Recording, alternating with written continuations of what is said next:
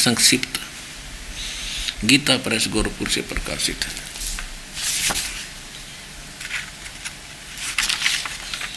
ये वही है, नो की नो। अब यहाँ से हम लेंगे थोड़ा सा, बस इतना ही पर्याप्त है, ये देख लीजिएगा, यहाँ से छपी है ये। अब इसके 562 पृष्ठ पर ले चलते हैं आपको। 562 पृष्ठ, ये देखिएगा, 7वां स्कंद और संक्षिप्त देवी भागवत यानी देवी पुराण 562 पृष्ठ पे। देवी के द्वारा, दुर्गा के द्वारा हिमालय को ज्ञानोपदेश ब्रह्म स्वरूप का वर्णन। श्री देवी जी कहने लगी, पर्वतराज, पहले तो अपने बारे में बताती है, फिर कहती है नहीं, सब कुछ छोड़ दे। उस ब्रह्म का क्या स्वरूप है यह बतलाया जाता है, जो प्रकाश रूप सबके अत्यंत समीप में स्थित, हृदय रूप गुहा में स्थित होने के कारण गुहाचर नाम से प्रसिद्ध है। वह समस्त प्रजा के ज्ञान से प्रिय है और अर्थात किसी की बुद्धि में आने वाला नहीं है, यह तुम जानो। जो परम प्रकाश रूप और जो सूक्ष्म से भी अत्यंत सूक्ष्म है, जिसमें संपूर्ण लोक और उन लोकों में निवास करने वाले प्राणी स्थित हैं, वही ये अक्षर ब्रह्म है। इससे आपको देवी के ज्ञान का ही पता लगेगा या कितनी विद्वान है। ये ब्रह्म को अक्षर ब्रह्म भी कह रही है, जबकि श्रीमद् भगवद गीता अध्याय नंबर 15 के श्लोक 16 और 17 में तीन पुरुष को चाहे तीन ब्रह्म को, एक सरपुरुष, इसको सर्वब्रह्म भी कह सकते हैं, और दूसरा अक्षर ब्रह्म, अक्षर पुरुष, और तीसरा बता परम अक्षर ब्रह्म। और ये कह रही है इसको ब्रह्म को अक्षर ब्रह्म भी कह रही है। आगे देखना क्या निष्कर्ष निकलेगा। वही यह अक्षर ब्रह्म है, जो ब्रह्म भी अक्षर ब्रह्म है। वही सबके प्राण है, वही सबकी वाणी है, और वही सबके मन है। वह यह परम सत्य और अमृत अविनाशी तत्व है। सौम्य उस वेदन योग्य लक्ष्य का तुम वेदन करो, मन लगाकर उसमें तन्मय हो जाओ। इसमें क्या है कि अक्षर खींचकर उस अक्षर रूप ब्रह्म को ही लक्ष्य बनाकर वेदन करो। प्रणव ओम तो धनुष है, जीवात्मा बाण है, ब्रह्म को उसका लक्ष्य कहा जाता है। ब्रह्म पाने के लिए ओम का जाप है। फिर यहाँ का उस एकमात्र परमात्मा ही को जाने, दूसरी सब बातों को छोड़ दे। अब देवी कह रही है मेरी भक्ति भी बंद कर दे, केवल उस ओम, उस एक ब्रह्म की भक्ति कर। यही अमृत रूप परमात्मा के पास पहुँचने का पुल है। संसार समुद्र से पार होकर अमृत स्वरूप परमात्मा को प्राप्त करने का सुलभ साधन है। इस आत्मा का ओम के जप के साथ ध्यान करो। इससे अज्ञान में अंधकार से सर्वथा परे और संसार समुद्र से उस पार जो ब्रह्म है उसको पा जाओगे, तुम्हारा कल्याण हो। यानी ओम नाम का जाप ब्रह्म का है, और ओम के जाप से ब्रह्म की प्राप्ति होगी। वो कह रहता कहाँ है, 563 पर बता रही है दुर्गा माई कि वह यह सबका आत्मा ब्रह्मलोक रूप दिव्य आकाश में रहता है, वहाँ स्थित है। ठीक, इति सिद्धम, ओम के जाप से ब्रह्मलोक प्राप्ति। और गीता अध्याय नंबर 8 के श्लोक नंबर 16 में लिखा है कि ब्रह्मलोक में गए हुए प्राणी जन्म मृत्यु में रहेंगे, वो मोक्ष नहीं हो सकता। गीता अध्याय नंबर 15 के श्लोक नंबर 4 में कहा है कि तत्वदर्शी संत की प्राप्ति के उपरांत परमेश्वर के उस परम पद की खोज करनी चाहिए, जहाँ जाने के बाद साधक लौटकर फिर संसार में कभी नहीं आते। और गीता ज्ञानदाता कहता है मेरी भक्ति भी बंद कर, केवल उसकी भक्ति करो अकेले की। देखिएगा, अब ये गीता ज्ञानदाता स्वयं कह रहा है 8वें अध्याय के 13वें श्लोक में कि मेरा एक ओम अक्षर है, माम ब्रह्म, मुझ ब्रह्म का एक ओम अक्षर है। इसे ये भी सिद्ध हो गया कि गीता का ज्ञान श्री कृष्ण नहीं, यो ब्रह्म बोल रहा है, यो काल बोल रहा है। श्री कृष्ण जी में प्रवेश करके जैसे भूत बोलते हैं। अब देखो, ओम इति एक अक्षरम ब्रह्म विहारण माम अनुस्मरण यह प्रयाति तदंध्यम से आती परमावृत्ति। ओम के नाम का जाप अंतिम सांस तक करता हुआ जो शरीर छोड़कर जाता है, वह मेरे वाले इस ओम से मिलने वाली परम गति को प्राप्त होता है। वो आपने देख खेली देवी भागवत में कि ब्रह्मलोक प्राप्ति होती है। अब ब्रह्मलोक के बारे में क्या कहा है 8वें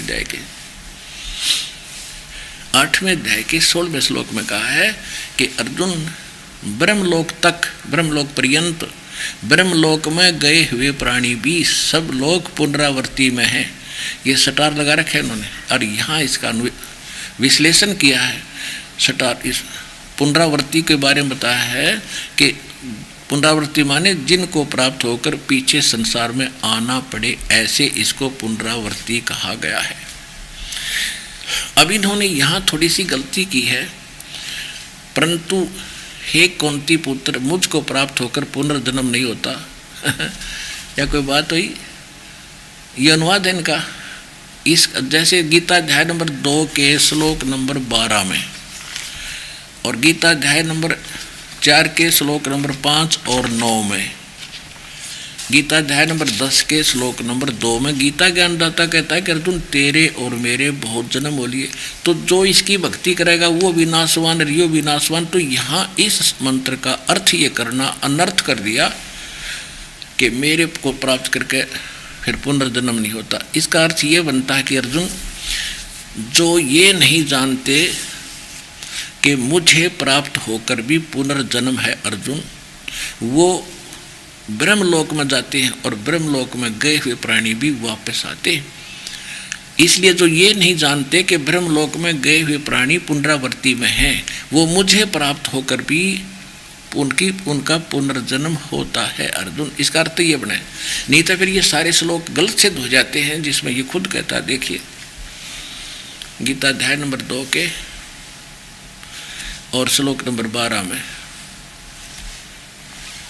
न तो ऐसा ही है कि मैं किसी काल में नहीं था अर्थात तू नहीं था, अर्थात ये राजा लोग नहीं थे, और न ही नहीं थे, और न ऐसा ही है कि इससे आगे हम सब नहीं रहेंगे, अर्थात जन्म मरण आपका और मेरा सबका रहेगा।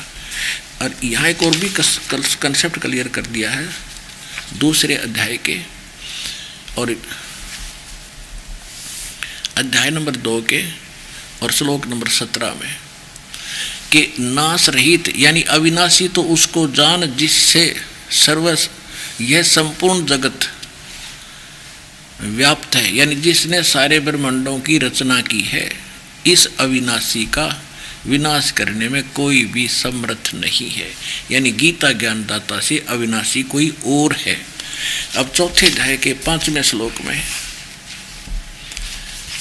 अपने आत्माओं गीता जी के पाठ मात्र थे, ये मोक्ष कहा करते, तो अब यो पाठ भी कर लेंगे हम, इसका भी लाभ मिलेगा, क्योंकि सदग्रंथों के पढ़ने से केवल ज्ञान यज्ञ का लाभ होता है। मोक्ष तो उन रियल मंत्रों से होगा, वास्तविक मंत्रों से होता है। ये तो उन्हें पता ही नहीं था, फिर भी इतना वो अवश्य था कि इन सदग्रंथों के पढ़ने से हमें आध्यात्मिक कुछ लाभ अवश्य होता है, तो वो भी हम साथ साथ यहाँ प्राप्त कर रहे हैं। देखिएगा अब गीता अध्याय नंबर 4 के गीता अध्याय नंबर 4 के और श्लोक नंबर हम 5 में आते हैं। यहाँ इसकी संस्कृत है और यहाँ ये इनके द्वारा अनुवाद है। हे परंतम अर्जुन, मेरे और तेरे बहुत से जन्म हो चुके हैं, उन सब को तू नहीं जानता, मैं जानता हूँ। ठीक हो गया, अंडरस्टूड हो गया। ये कहता है मेरे भी जन्म मृत्यु होती है और तेरे भी होती है। अब 10वें अध्याय का 2 श्लोक और अच्छी तरह कंसेप्ट क्लियर कर देगा। ये कहता है कि अर्जुन, मेरी उत्पत्ति को ये ना ऋषिजन जानते ना ये देवता जानते, क्योंकि ब्रह्मा विष्णु महेश का पिता है यू, और दुर्गा ब्रह्मा विष्णु महेश जी की माता है। अब इससे उत्पन्न हुए सारे ऋषि, ये जितने भी मनु जैसे, वशिष्ठ जैसे, तो उसको तो उसके बाद की संतान है, तो इसकी इस काल की उत्पत्ति को क्यों कर जाने, तो इसके पुत्र हैं।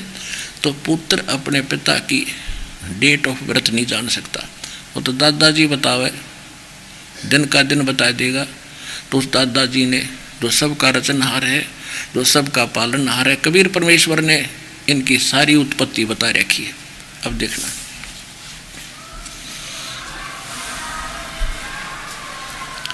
अब श्रीमद् भगवत गीता अध्याय नंबर 10 और श्लोक नंबर 2 में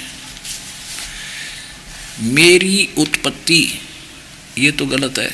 प्रभव माने उत्पत्ति। मेरी उत्पत्ति को न तो देवता लोग जानते और न मैं ऋषिजन ही जानते हैं, क्योंकि मैं सब प्रकार से देवताओं और मैं ऋषियों का आदि कारण हूँ, यानी मेरे से इनका जन्म हुआ है। तो इसे ये तो कंसेप्ट होएगा क्लियर कि इसकी जन्म तो हुआ है और खुद ये स्वीकार कर रहा है मेरी जन्म मृत्यु होती है। तो 8वें अध्याय के 16वें श्लोक में ये अर्थ करना कि मुझे प्राप्त होकर पुनर्जन्म नहीं होता, ये अनर्थ है। और फिर देखें इस 8वें अध्याय के 16वें श्लोक। अब हम आगे गीता अध्याय नंबर 8 के और श्लोक नंबर 16 पे अब हम संस्कृत पढ़ेंगे। आप ब्रह्म भुवनाथ यानी ब्रह्म लोक तक, लोका सभी लोक, पुनरावर्ती न इनका पुनर्वर्ती होता, वहाँ गए हुए भी जन्म मृत्यु में रहते हैं अर्जुन। और न विदते जो ये नहीं जानते। अब विद माने ये कहते हैं, विद माने विद माने नहीं होते, नहीं, विद धातु है विद्या जिसका अर्थ होता है, ये है जो नहीं जानते। अब देखो, न जो ये नहीं जानते कि ब्रह्मलोक पर्यंत सभी लोग पुनर्वर्ती में है, उनका आवागमन बना रहेगा। जो ये नहीं जानते तो माम उपेते तू कौनते पुनर्जन्म है, उन मुझे प्राप्त होकर भी उनका पुनर्जन्म है अर्जुन। जो न विदते जो ये नहीं जानते कि ब्रह्मलोक तक सभी लोग पुनरावर्ती में हैं, और पुनरावर्ती का ये यहाँ अर्थ भी कर रहे हैं, जिनको प्राप्त होकर पीछे संसार में आना पड़े। और ये खुद भी कह रहा है कि अर्जुन तेरे मेरे बहुत जन्म हो लिए, आगे भी होंगे और होते भी रहेंगे और पहले भी मर लिए। तो ये अर्थ इनने गलत कर रखा है। तो अब हम इसकी कति जड़ निकाल देंगे, अज्ञान नहीं रहेगा। कहते 9 मण सूत उलझिया, ये ऋषि रहे झक मारे, और सतगुरु ऐसा सुड़ जाए दे भाई उड़जे न दूजी बार। तो ये दास है वो सतगुरु।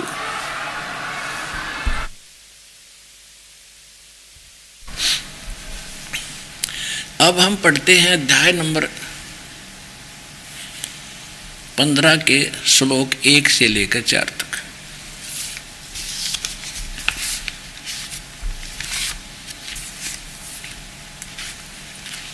ये देखिएगा, श्रीमद् भगवत गीता पंचदशो अध्याय 15वां अध्याय। प्रथम मंत्र में कहा है कि ऊर्ध्व मूलम अधः शाखम अश्वत्थम प्राहु अव्यम छंदासी यस्य पर्णानि य तम वेद स वेदवित्। इसका अर्थ है ऊर्ध्व मूलम यानी आदि पुरुष परमेश्वर रूप मूल वाले। अब इस पवित्र ग्रंथ को समझने से पहले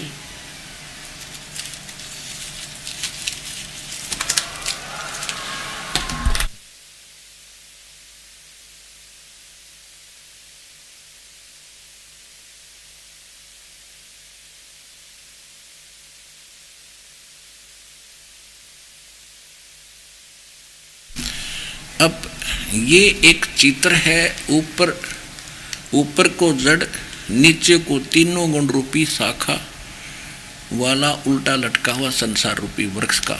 ये देखिएगा एक चित्र है, ये कंप्लीट देखें।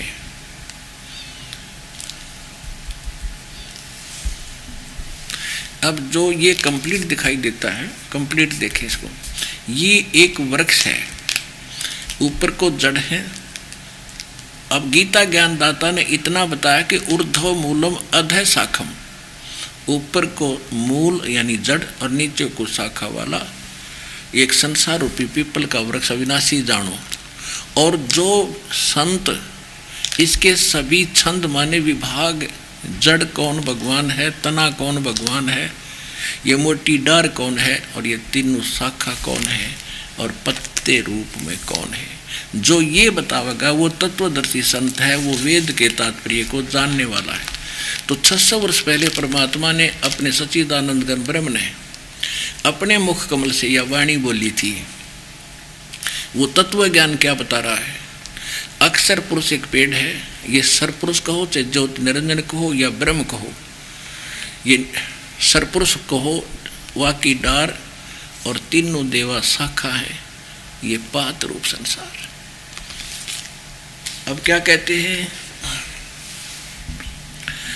रामानंद जी को जो परमात्मा मिले थे और सतलोक लेकर गए थे, वो बड़े विद्वान पुरुष माने जाते थे वेदों और गीता के पुराणों के। तब उसने कहा था कि भगवान मैं तो बालक की सी बुद्धि रखता था आपके ज्ञान के सामने। तुम साहेब, तुम संत हो, तुम सतगुरु, तुम हंस और गरीब दास, तेरे रूप बिना और न दूजा अंश है। तुम ही परमात्मा हो साहेब, और तुम ही सतगुरु हो, और तुम ही एक सच्चे भक्त हंस रूप में हो दाता। हम तो विकारी प्राणी हैं। तो उस परमात्मा ने स्वयं आकर के अपने मुख कमल से ज्ञान बोला। उसमें बता रहा क्या? अक्षर पुरुष एक पेड़ है, सरपुरुष वाकी डार और तीनों देवा शाखा है, ये पात रूप संसार। तो परमात्मा सतगुरु थे, तत्वदर्शी संत की भूमिका भी कर रहे थे, और उनके बाद वो महापुरुष हुए हैं जिनको मालिक ने अपना परिचित कराया, सतलोक ले गए, फिर वापस छोड़ा। वो तो परमात्मा के एक पुण्यात्मा थी, लेकिन उस समय इसको सार्वजनिक नहीं करने देना था। अब उन महापुरुषों के बाद ये दास भेजा अपना गुलाम आपके अपने बच्चों तक ये ज्ञान सच्चाई पहुंचाने के लिए। ये सतगुरु है आज। अब देखिएगा श्रीमद् भगवद गीता अध्याय 15 का हम श्लोक पंचदशोध्याय और प्रथम श्लोक फिर समझेंगे। अब इन्होंने क्या कहा है कि आदि पुरुष परमेश्वर मूल वाले, अधय शाखम, कति सिंपल सी भाषा है। या अब आप हमारे बच्चे भी बता देंगे, ये बकवाद कर रखी इन्होंने कर रखा ब्रह्मा रूप मुख्य शाखा वाले। और देखो अधय और अधय दूसरे मंत्र में 15वें अध्याय के में 2 बार अधय है, और ये विज्ञानी ये इंजीनियर आप अनुवाद कर रहे हैं। अधय माने नीचे, अधय माने नीचे। फिर यहाँ ब्रह्मा की ताबड़ा इनकी बुद्धि सीज कर रखी थी काल ने, ये उठ पटांग क्या करते। इसका सीधा अर्थ है ऊपर को जोड़ नीचे को शाखा वाला, और ये लुटा लटका हुआ पीपल का वृक्ष समझो। और जो संत इसके विषय में सारे भाग बता दे, इसके तना कौन है, मूल कौन है, पत्ते कौन है, डार कौन और शाखा कौन, तो सवेदविद वो तत्वदर्शी संत है। इसका सीधा सार्थ बनता है। देखिए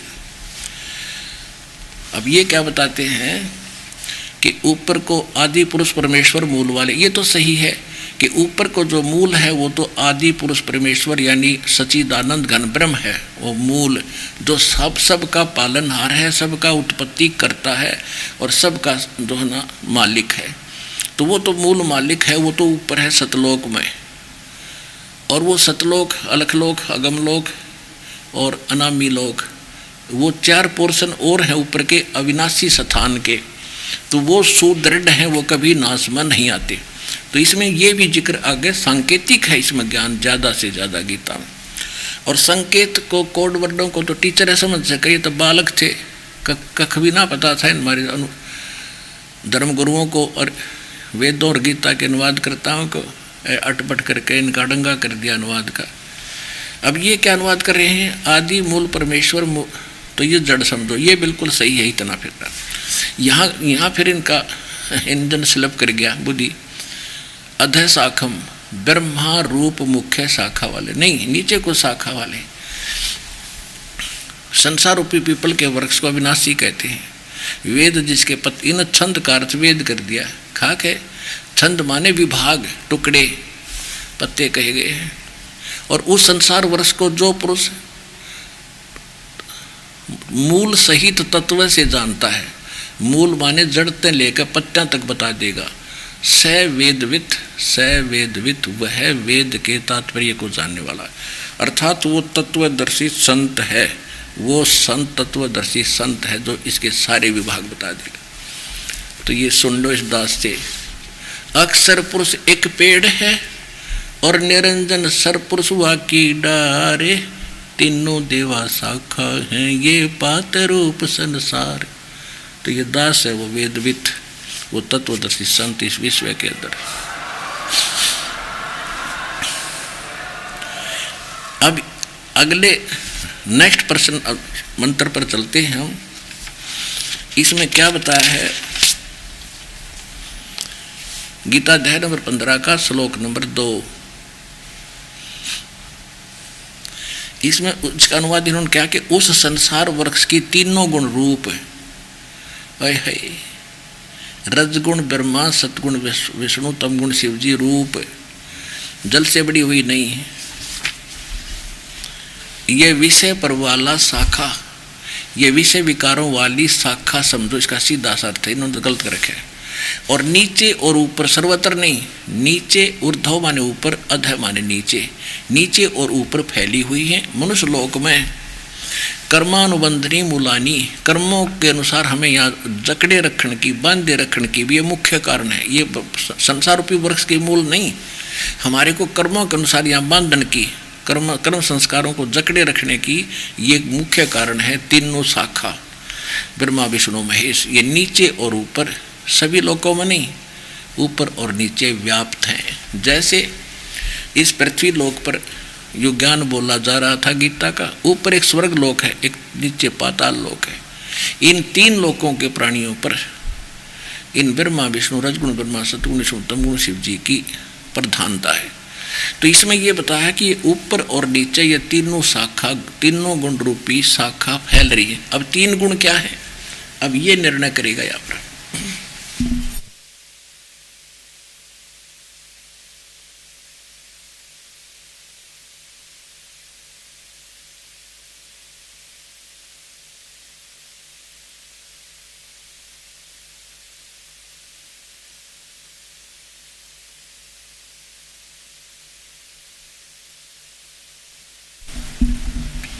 ये देखिएगा श्रीमद् देवी भागवत संस्कृत सहित है, ये इसमें संस्कृत भी साथ है। ये देखिएगा हिंदी टीका सहित, और ये कहाँ से छपी है, ये है खेमरा श्री कृष्ण दास अथ देवी भागवतम सभाष्टीकम समात्यम, खेमरा श्री कृष्ण दास प्रकाशन, मुंबई। अब इसका मुंबई नाम ले लिया, ये यहाँ से छपी। अब इसके प्रकाशक कौन है,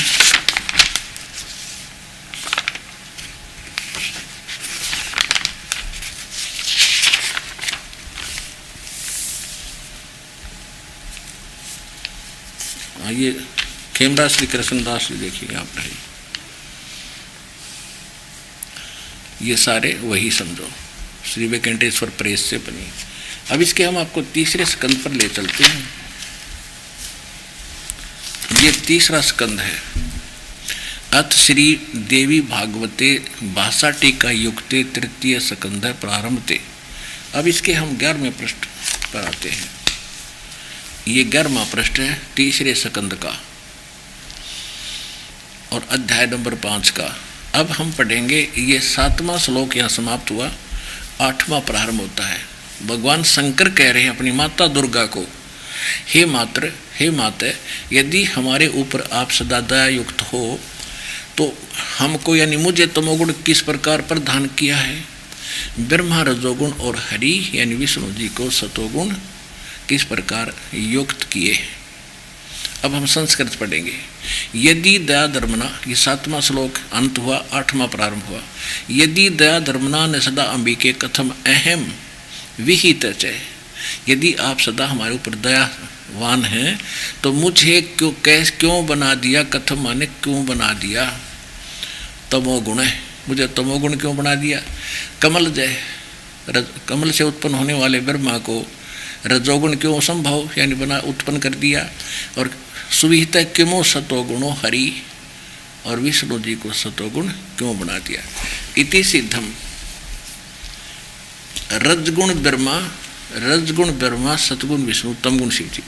और कति कंसेप्ट क्लियर कर देगी मार्कंडेय पुराण। ये देखिएगा, ये भी गीता प्रेस गोरखपुर से प्रकाशित है।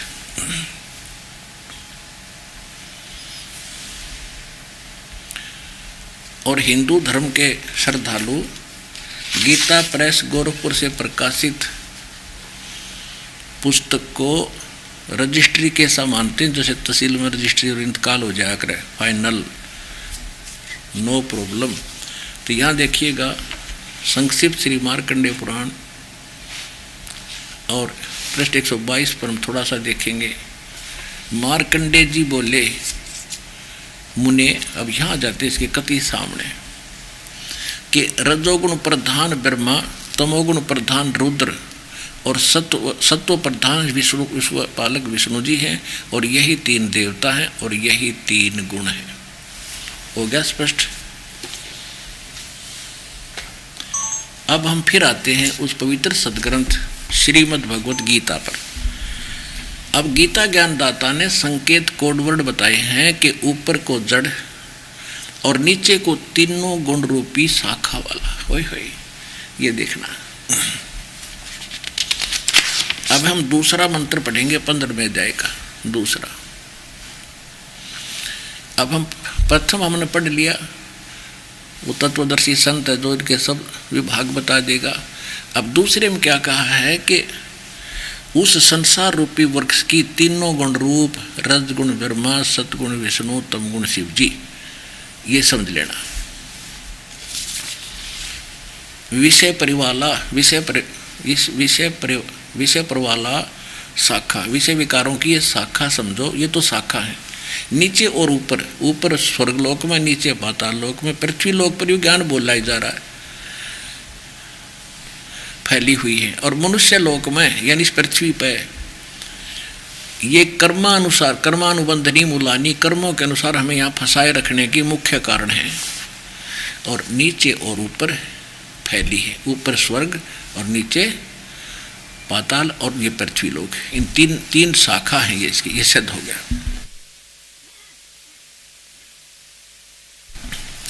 अब तीसरे श्लोक में क्या कहा है कि इस संसार वृक्ष का स्वरूप जैसा कहा है वैसा यहाँ विचार काल में नहीं पाया जाता।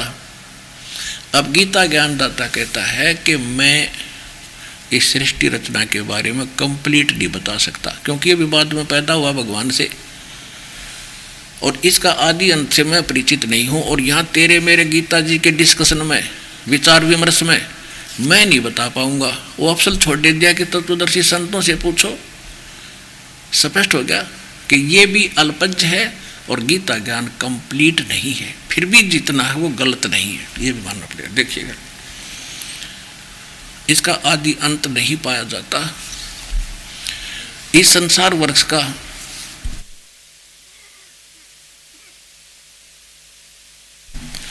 स्वरूप जैसा कहा है वैसा यहाँ विचार काल में मैं जो गीता ज्ञान दे रहा हूँ इसमें नहीं पाया जाता,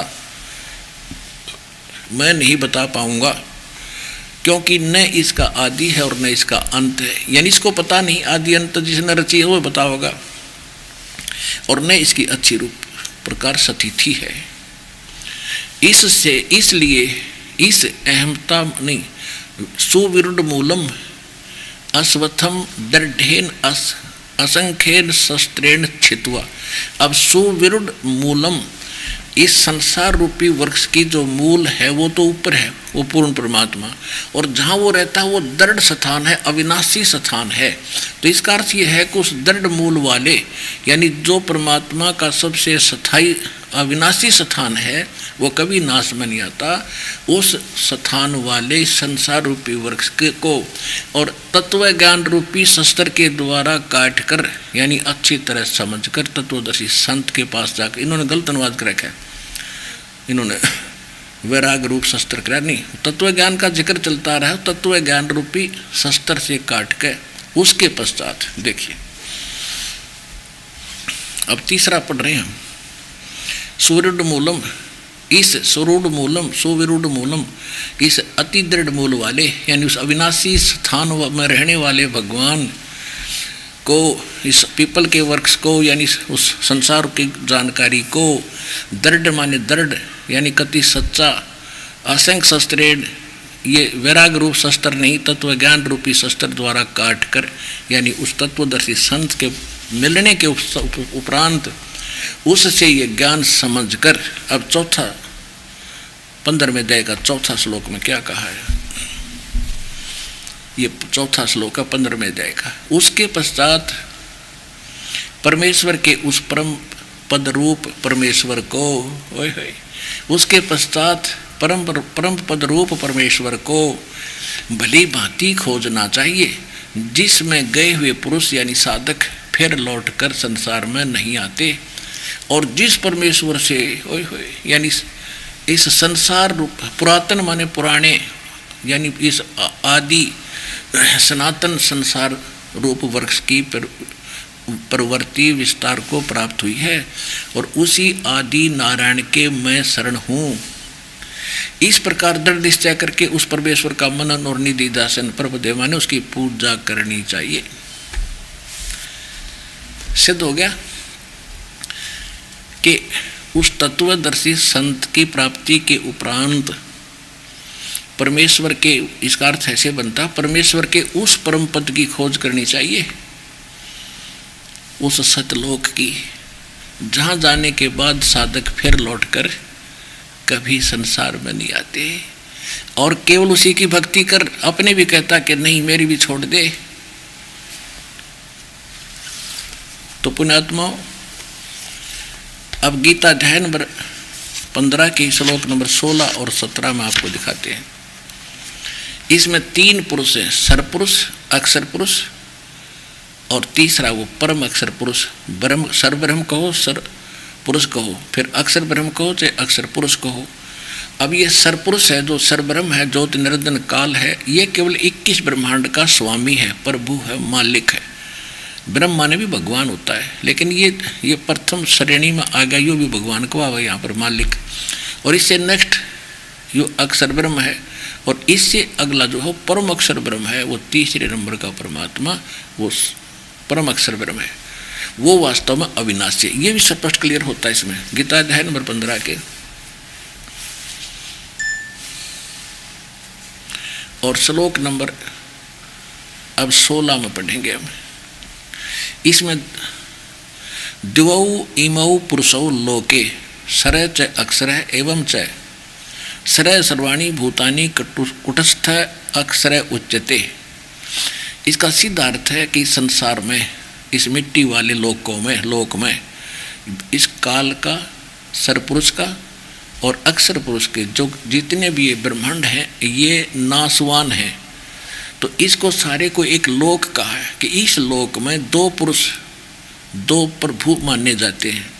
पुरुष माने स्वामी, जैसे सरपुरुष और अक्षर पुरुष। सरपुरुष ये केवल 21 ब्रह्मांड का स्वामी है, प्रभु है, पुरुष है, और ये अक्षर पुरुष है, ये 7 संख ब्रह्मांड का प्रभु है।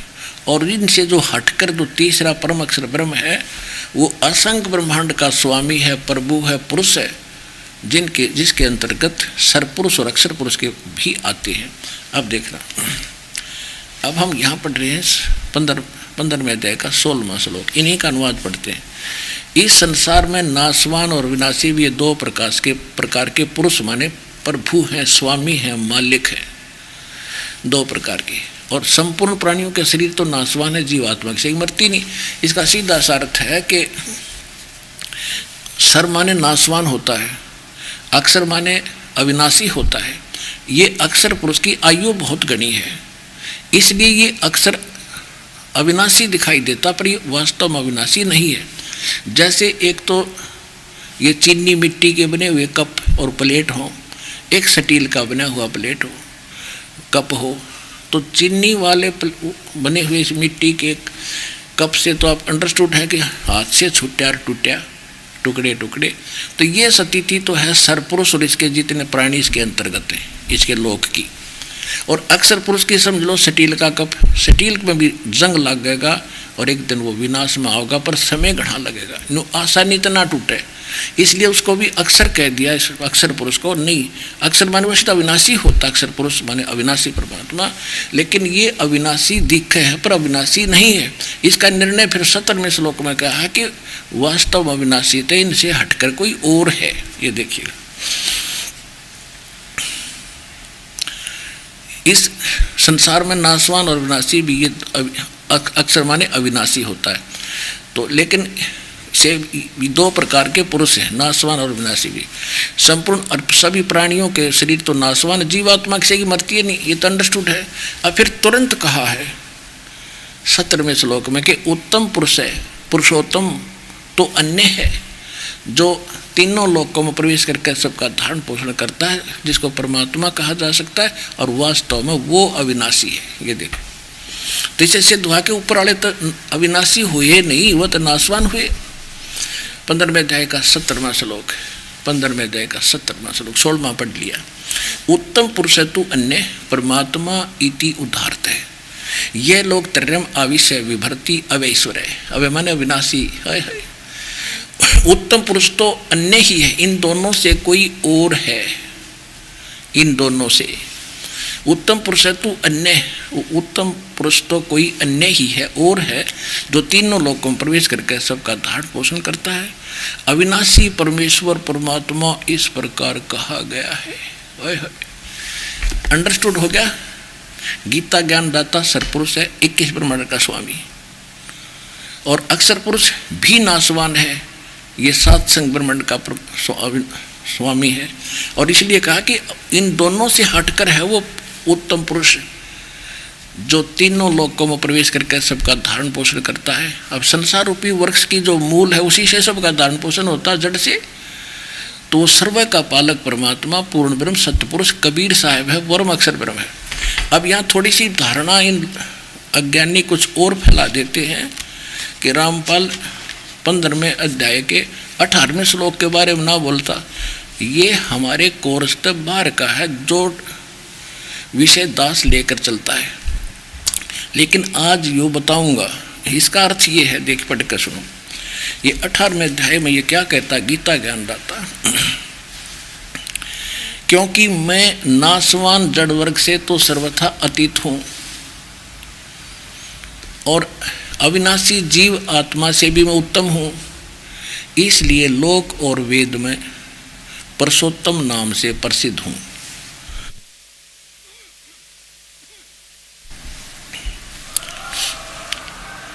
अब इसने क्या स्पष्ट कर दिया है, देखिएगा। यस्मात् क्षरम अतीत अहम अक्षरात अपि च उत्तमम उत्तम अतः अस्मि लोके वेदे च प्रथित पुरुषोत्तम। अब इसका अर्थ ये बना सीधा सा कि मेरे अंतर्गत जितने 21 ब्रह्मांड में प्राणी हैं, चाहे ब्रह्मा विष्णु महेश भी हैं, दुर्गा है, इनसे मैं अतीत हूँ, इनसे तगड़ा हूँ, शक्तिशाली हूँ। और जिस कारण से मैं लोक वेद के आधार से, लोक वेद माने दंत कथा, सुने सुनाए ज्ञान के आधार से लोके वेदे, लोक वेद के आधार से मैं पुरुषोत्तम प्रसिद्ध हो रहा हूँ, क्योंकि मैं मेरे अंतर्गत जितने हैं उनसे तगड़ा हूँ, इसलिए मैं पुरुषोत्तम प्रसिद्ध हूँ। लेकिन वास्तव में पुरुषोत्तम तो 15वें अध्याय के 17वें श्लोक में बता दिया कि उत्तम पुरुष तु अन्य और परमात्मा इति उदाहरत है, ये लोग तरह में अवश्य विभर्ति अवैश्वर्य है, वो है विनाशी। अब वो कौन है? गीता अध्याय नंबर 7 के श्लोक नंबर 29 में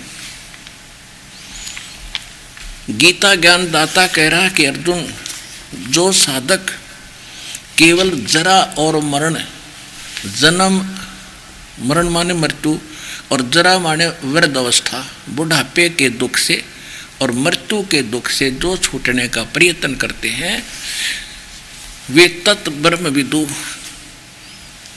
और अखिलम अध्यात्म कर्षणम अध्यात्म चक्रम अखिलम। अब देखिएगा 7वें अध्याय का 29वां श्लोक आपको सुनाते हैं। 7वें अध्याय का 29वां श्लोक, श्रीमद् भगवद गीता 29वां श्लोक। इसका हम संस्कृत पढ़ देंगे, अब आपा भी मर कर देखेंगे, हम क्या दिक्कत से सारा देखेंगे। जरा मरण मोक्ष आए, जरा माने वृद्धावस्था, मरण माने मृत्यु, मोक्ष माने छुटकारे के लिए माम आश्रित ये तंते, ये मेरे पर आश्रित होकर जो प्रयत्न कर रहे हैं। मेरे पर आश्रित का मतलब यहाँ पर यह है कि मैं बता रहा हूँ कि उस तत्व ज्ञान जो भगवान खुद बोलता है उसमें कंप्लीट कोर्स है, धार्मिक अनुष्ठानों यज्ञों का, और उसको तत्वदर्शी संत जानते हैं, वो तत्व ज्ञान है। और जो तत्वदर्शी संतों की खोज कर लेता है उसके पास पश्चात परमेश्वर के उस परम पद की खोज करनी चाहिए, जहाँ जाने के बाद फिर मृत्यु होती नहीं। तो यहाँ वही कह रहा है कि जो व्यक्ति मेरे इस बात को आधार मानकर और तत्वदर्शी संतों की खोज कर लेते हैं, तो वे जो जरा मरण से छूटने का, वृद्धावस्था के दुख और मृत्यु के दुख से छूटने का जो प्रयत्न कर रहे हैं, जो यहाँ संसार के किसी वस्तु की डिमांड नहीं रखते, केवल जरा और मरण से छूटने का उद्देश्य लेकर जो साधना कर रहे हैं, इसका सीधा सा अर्थ है वे तत्परम विदु और कृष्णम अध्यात्म कर्म च अखिलम, वो सारे अध्यात्म ज्ञान से परिचित हैं और सब कर्मों से परिचित हैं। जैसे आपको सुबह सुनाया था, पावेगा अपना किया रे, भोगेगा अपना किया रे।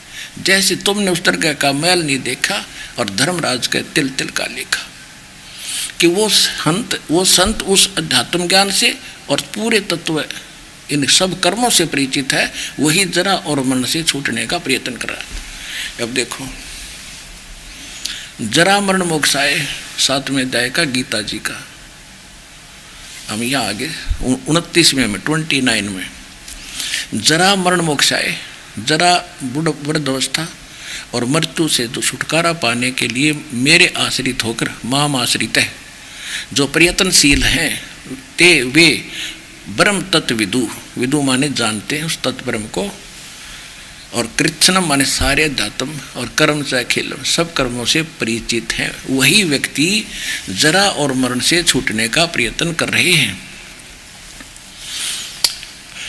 इनकी संस्कृत अनुवाद पढ़िए, जो मेरे शरण होकर, आश्रित होकर, जरा और मरण से, जरा माने वृद्धावस्था होती है, छूटने के लिए प्रयत्न करते हैं, वे पुरुष, वे व्यक्ति उस तत्व माने तत्व ब्रह्म, तत्व ब्रह्म, तत्व ब्रह्म, उस ब्रह्म को, संपूर्ण अध्यात्म को और सभी कर्मों को जानते हैं। यहाँ सामने ही बस ये 8वां अध्याय शुरू हो जाता है। इसमें अर्जुन ने पूछा, तो किम तत्ब्रह्म, किम तत्ब्रह्म, वो तत्ब्रह्म क्या है? जिसको जानकर जानने वाले व्यक्ति केवल जरा और मरण से छूटने के लिए ही प्रयत्नशील है, वो किम तत्ब्रह्म और किम अध्यात्म, किम कर्म पुरुषोत्तम। अब देखिए, किम तत्ब्रह्म, किम अध्यात्म, किम कर्म पुरुषोत्तम, अधिभूतम च किम प्रोक्तम, अधिदेवम किम उच्यते। इसका उत्तर 8वें अध्याय के प्रथम मंत्र में किए हुए प्रश्न का उत्तर गीता ज्ञानदाता 8वें अध्याय के गीता जी के 3रे मंत्र में दे रहा, देखिएगा।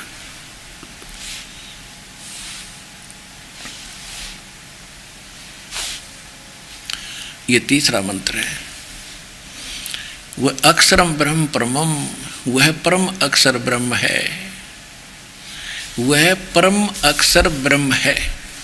परम अक्षर ब्रह्म माने अब वो 3रे नंबर का भगवान, एक सरपुरुष, एक अक्षर पुरुष और उत्तम पुरुषत्व अन्य, वो है परम अक्षर ब्रह्म। अब गीता अध्याय नंबर 8 के श्लोक नंबर 5 और 7 में गीता ज्ञानदाता कहता है कि मेरी भक्ति करे। 8वें अध्याय के 13वें श्लोक में उसने बता ही दिया कि मेरा एक ओम मंत्र है। अब उस परम अक्षर ब्रह्म की भक्ति करेगा तो उसको तत्वदर्शी संतों से पूछ, और उसके विषय में 17वें अध्याय के 23वें श्लोक में स्पष्ट करता है। ये देखिएगा, गीता अध्याय नंबर 17 का और श्लोक नंबर 23, ओम तत्सत इति निर्देश ब्रह्मण त्रिविधे समर्थ है। ओम तत्सत, यह ऐसे ये 3 प्रकार का ब्रह्म ने माने सच्चिदानंद घन ब्रह्म का नाम कहा है, जो गीता ज्ञानदाता से अन्य है, जिसकी शरण में जाने के लिए वो कह रहा है, कहा है। और उसी से सृष्टि के आदि में ब्राह्मण और वेद तथा यज्ञ रचे गए। इसका अर्थ तो कुछ और बनता, फिर भी हमारा उद्देश्य ये है कि अपना मंत्र तो 8वें अध्याय के 13वें श्लोक में बता ही रहा है, ये देखिएगा। और यहाँ सच्चिदानंद घन ब्रह्म का मंत्र बता दिया कि उसका तो 3 मंत्र के जाप से उसकी प्राप्ति होगी। ओम तय सरपुरुष का और तत् ये अक्षर पुरुष का सांकेतिक है, ये कोड वर्ड है तत्, और सत उस परम अक्षर ब्रह्म का मंत्र है। इसको सार नाम, आदि नाम, अजर नाम इसको कहते हैं। वो गुप्त है, कोड वर्ड है। इस दास के अतिरिक्त इस विश्व में ये मंत्र किसी के पास नहीं है, या भगवान के पास है। अब ये क्या कहता 8वें अध्याय के, गीता अध्याय नंबर 8 के और श्लोक नंबर 13 में ये खुद कहता है, ओम इति एकाक्षरम ब्रह्म विवरण माम अनुस्मरण। इसका सीधा अर्थ है कि मुझ ब्रह्म का, मुझ ब्रह्म, माम ब्रह्म, मुझ ब्रह्म का ओम, यह ओम इति माने यह ओम, यह एक अक्षरम, एक अक्षर है। उच्चारण व्यवहार में अनुस्मरण, उच्चारण करके सिमरण करता हुआ यह प्रियाति तजनते हम से आती परमाम गति। मुझ ब्रह्म का केवल ये को मंत्र है और इसकी अंतिम सांस तक से छोड़ तक इसका श्रवण करता हुआ जाता है। ओम से मिलने वाली परम गति यानी मेरी प्राप्ति, मेरे से मिलने वाले लाभ को प्राप्त करता है। अब यहाँ से अनुवाद शुरू होता है। जो पुरुष ओम इस एक अक्षर रूप ब्रह्म को उच्चारण करता हुआ मुझ निर्गुण ब्रह्म का चिंतन करता हुआ शरीर त्याग कर जाता हुआ पुरुष परम गति को प्राप्त होता है। ठीक मिलता जुलता ठीक कैसा कर दिया, नडंगा गणा नहीं कराया। ये खुद कहे मुझ ब्रह्म का जो सिमरण, इसका मतलब गीता ज्ञानदाता ब्रह्म है, नोट श्री कृष्ण।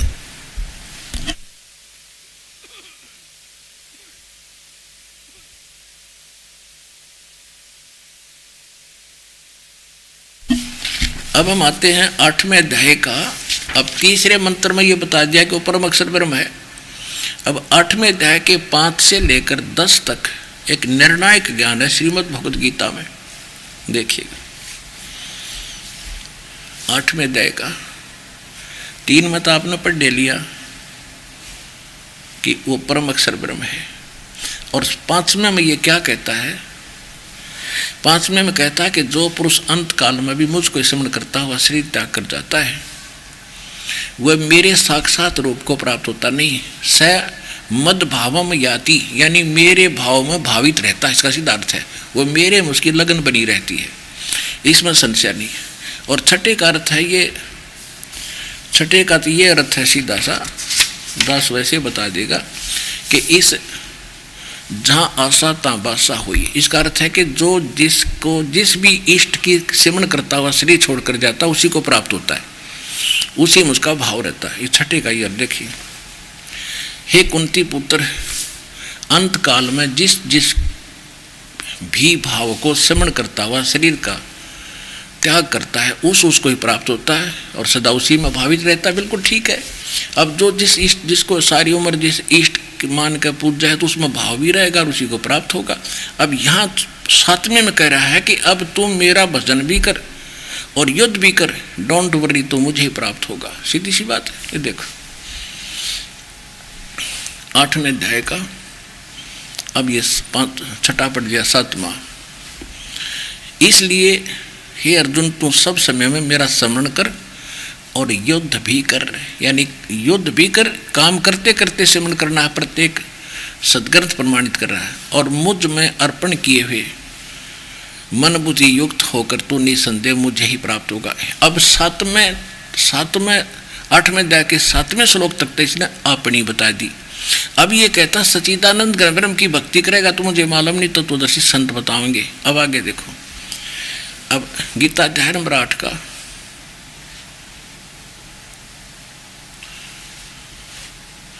और श्लोक नंबर हम 8 से शुरू करेंगे। परमं पुरुषम दिव्यम अभ्यास योग युक्तेन चेतसा न अन्य गामिना। परमं पुरुषम दिव्यम, उस दिव्य परम पुरुष यानी परम अक्षर ब्रह्म को याति पार्थ अनुचिंतन, उसके सिमरण से उसको प्राप्त होते हैं। इनका अनुवाद भी बहुत कुछ ठीक है। 8वें अध्याय का 8वां श्लोक। हे पार्थ, यह नियम है परमेश्वर के, गीता ज्ञानदाता से अन्य है वो, अध्ययन नहीं अभ्यास योग युक्तेन, यानी जो मंत्र वो तत्वदर्शी संत देगा 3 नाम का, ओम तत्सत। ओम तो सीधा ही सरपुरुष ब्रह्म का है, तत् और सत ये सांकेतिक है। ओम और तत् मिलकर ये 2 अक्षर का सतनाम बनता है। वो तत् सांकेतिक है, जो आपको प्राप्त है उनको खूब पता है। और सतयु आदि नाम है, ये अलग मंत्र है। जो सार नाम प्राप्त है उन पुण्यात्माओं को खूब ज्ञान है। तो यहाँ ये स्पष्ट कह रहा है कि उस मंत्र के अभ्यास से ये योग न ध्यान का इसमें मतलब है नहीं, ये तो हठ योग को ध्यान मानते नहीं। इसका संस्कृत मूल पाठ क्या कह रहा है देखिए, अभ्यास योग युक्तेन, ध्यान नहीं, अभ्यास यानी उस नाम के सुमरण की युक्ति से, उससे लगन से, दूसरी ओर न जाने वाले मन से, यानी किसी और भक्ति में फिर कति निश्चित ध्यान नहीं जावे, केवल वही भक्ति करे निश्चित से। अनुचिंतन निरंतर चिंतन करता हुआ परम दिव्यम पुरुषम याति है। परम पुरुष, परम दिव्य पुरुष यानी उस परम दिव्य परमेश्वर को प्राप्त होता है। गीता ज्ञान दाता से अन्य है वो परम अक्षर ब्रह्म, और वो सच्चिदानंद घन ब्रह्म जिसका 3 मंत्र का जाप है, उसको प्राप्ति उसकी शरण में जाने को गीता ज्ञान दाता कह रहा है। ये हमारे धर्म गुरु आज तक ये गाटा जोड़ रहे थे। श्री कृष्ण जी अपने बारे में कह रहा है, और किसके बारे में कहेगा, और कोई भगवान ही नहीं है।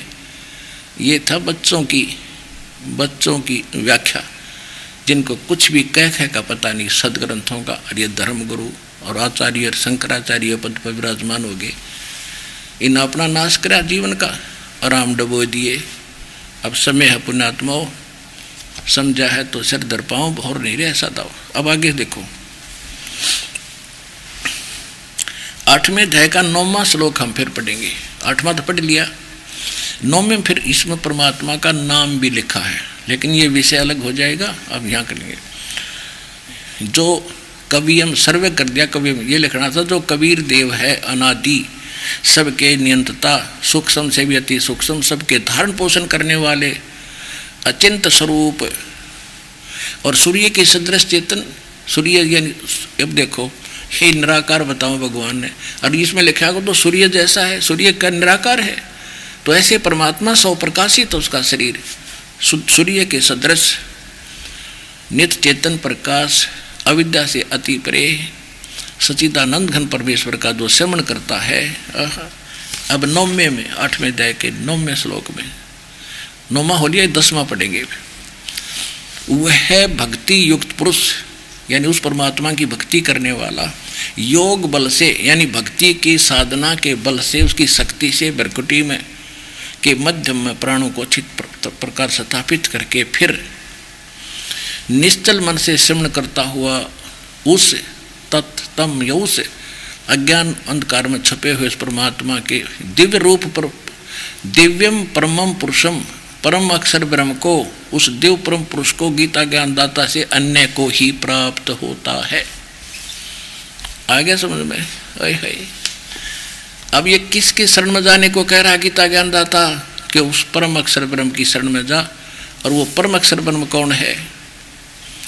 अनंत कोट ब्रह्मांड का एक रति नहीं भारे, सतगुरु पुरुष कबीर हैं ये कुल के सृजनहारे।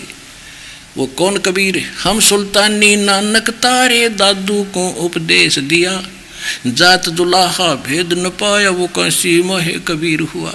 ही इज गॉड, वो the weaver name of god, Kabir is the weaver name of God.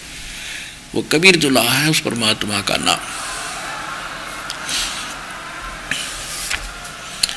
अब गीता अध्याय नंबर 18 का श्लोक नंबर 62 और 66 आपको सुनाएंगे।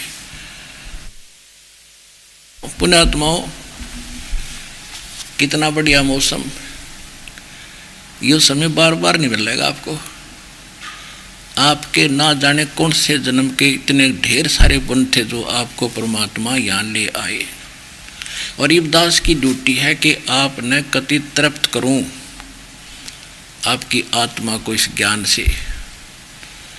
जैसे माता पिता की चिंता रहती है, बालक थोड़ा सा दूध पी के और नूर कहेगा बस मैं ना पीता, मैं खेलन जाऊं, और वो खेलते न उठा के लाओगी माँ कि ये तो खेल में व्यस्त है, और फिर कमज़ोर हो जाएगा, बीमार हो जाएगा।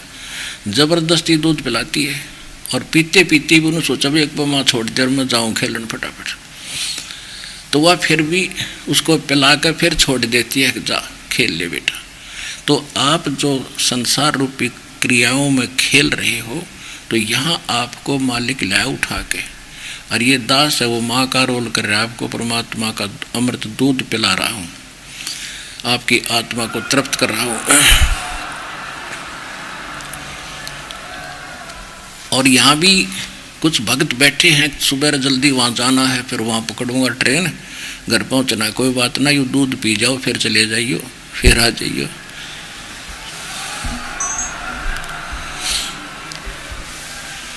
तो हम देखा करते थे, हम थोड़ा सा दूध पीकर छोड़ देते तो हमारे दादाजी ताऊ जी कहा करते, ले बेटा थोड़ा सा और पी, देख लंबी चोटी होगी तेरी, यानी हंगे प्याया करते थे। तो वो एक दास का उद्देश्य है कि आप ना हंगे प्याऊँ, यो ज्ञान सुनाऊँ, और फिर आप पहलवान हो जाओगे, कालगे लड़न दोगे। अब गीता अध्याय नंबर 18 के श्लोक नंबर 62 में कहा है कि अर्जुन तू सर्व भाव से उस परमेश्वर की शरण में जा।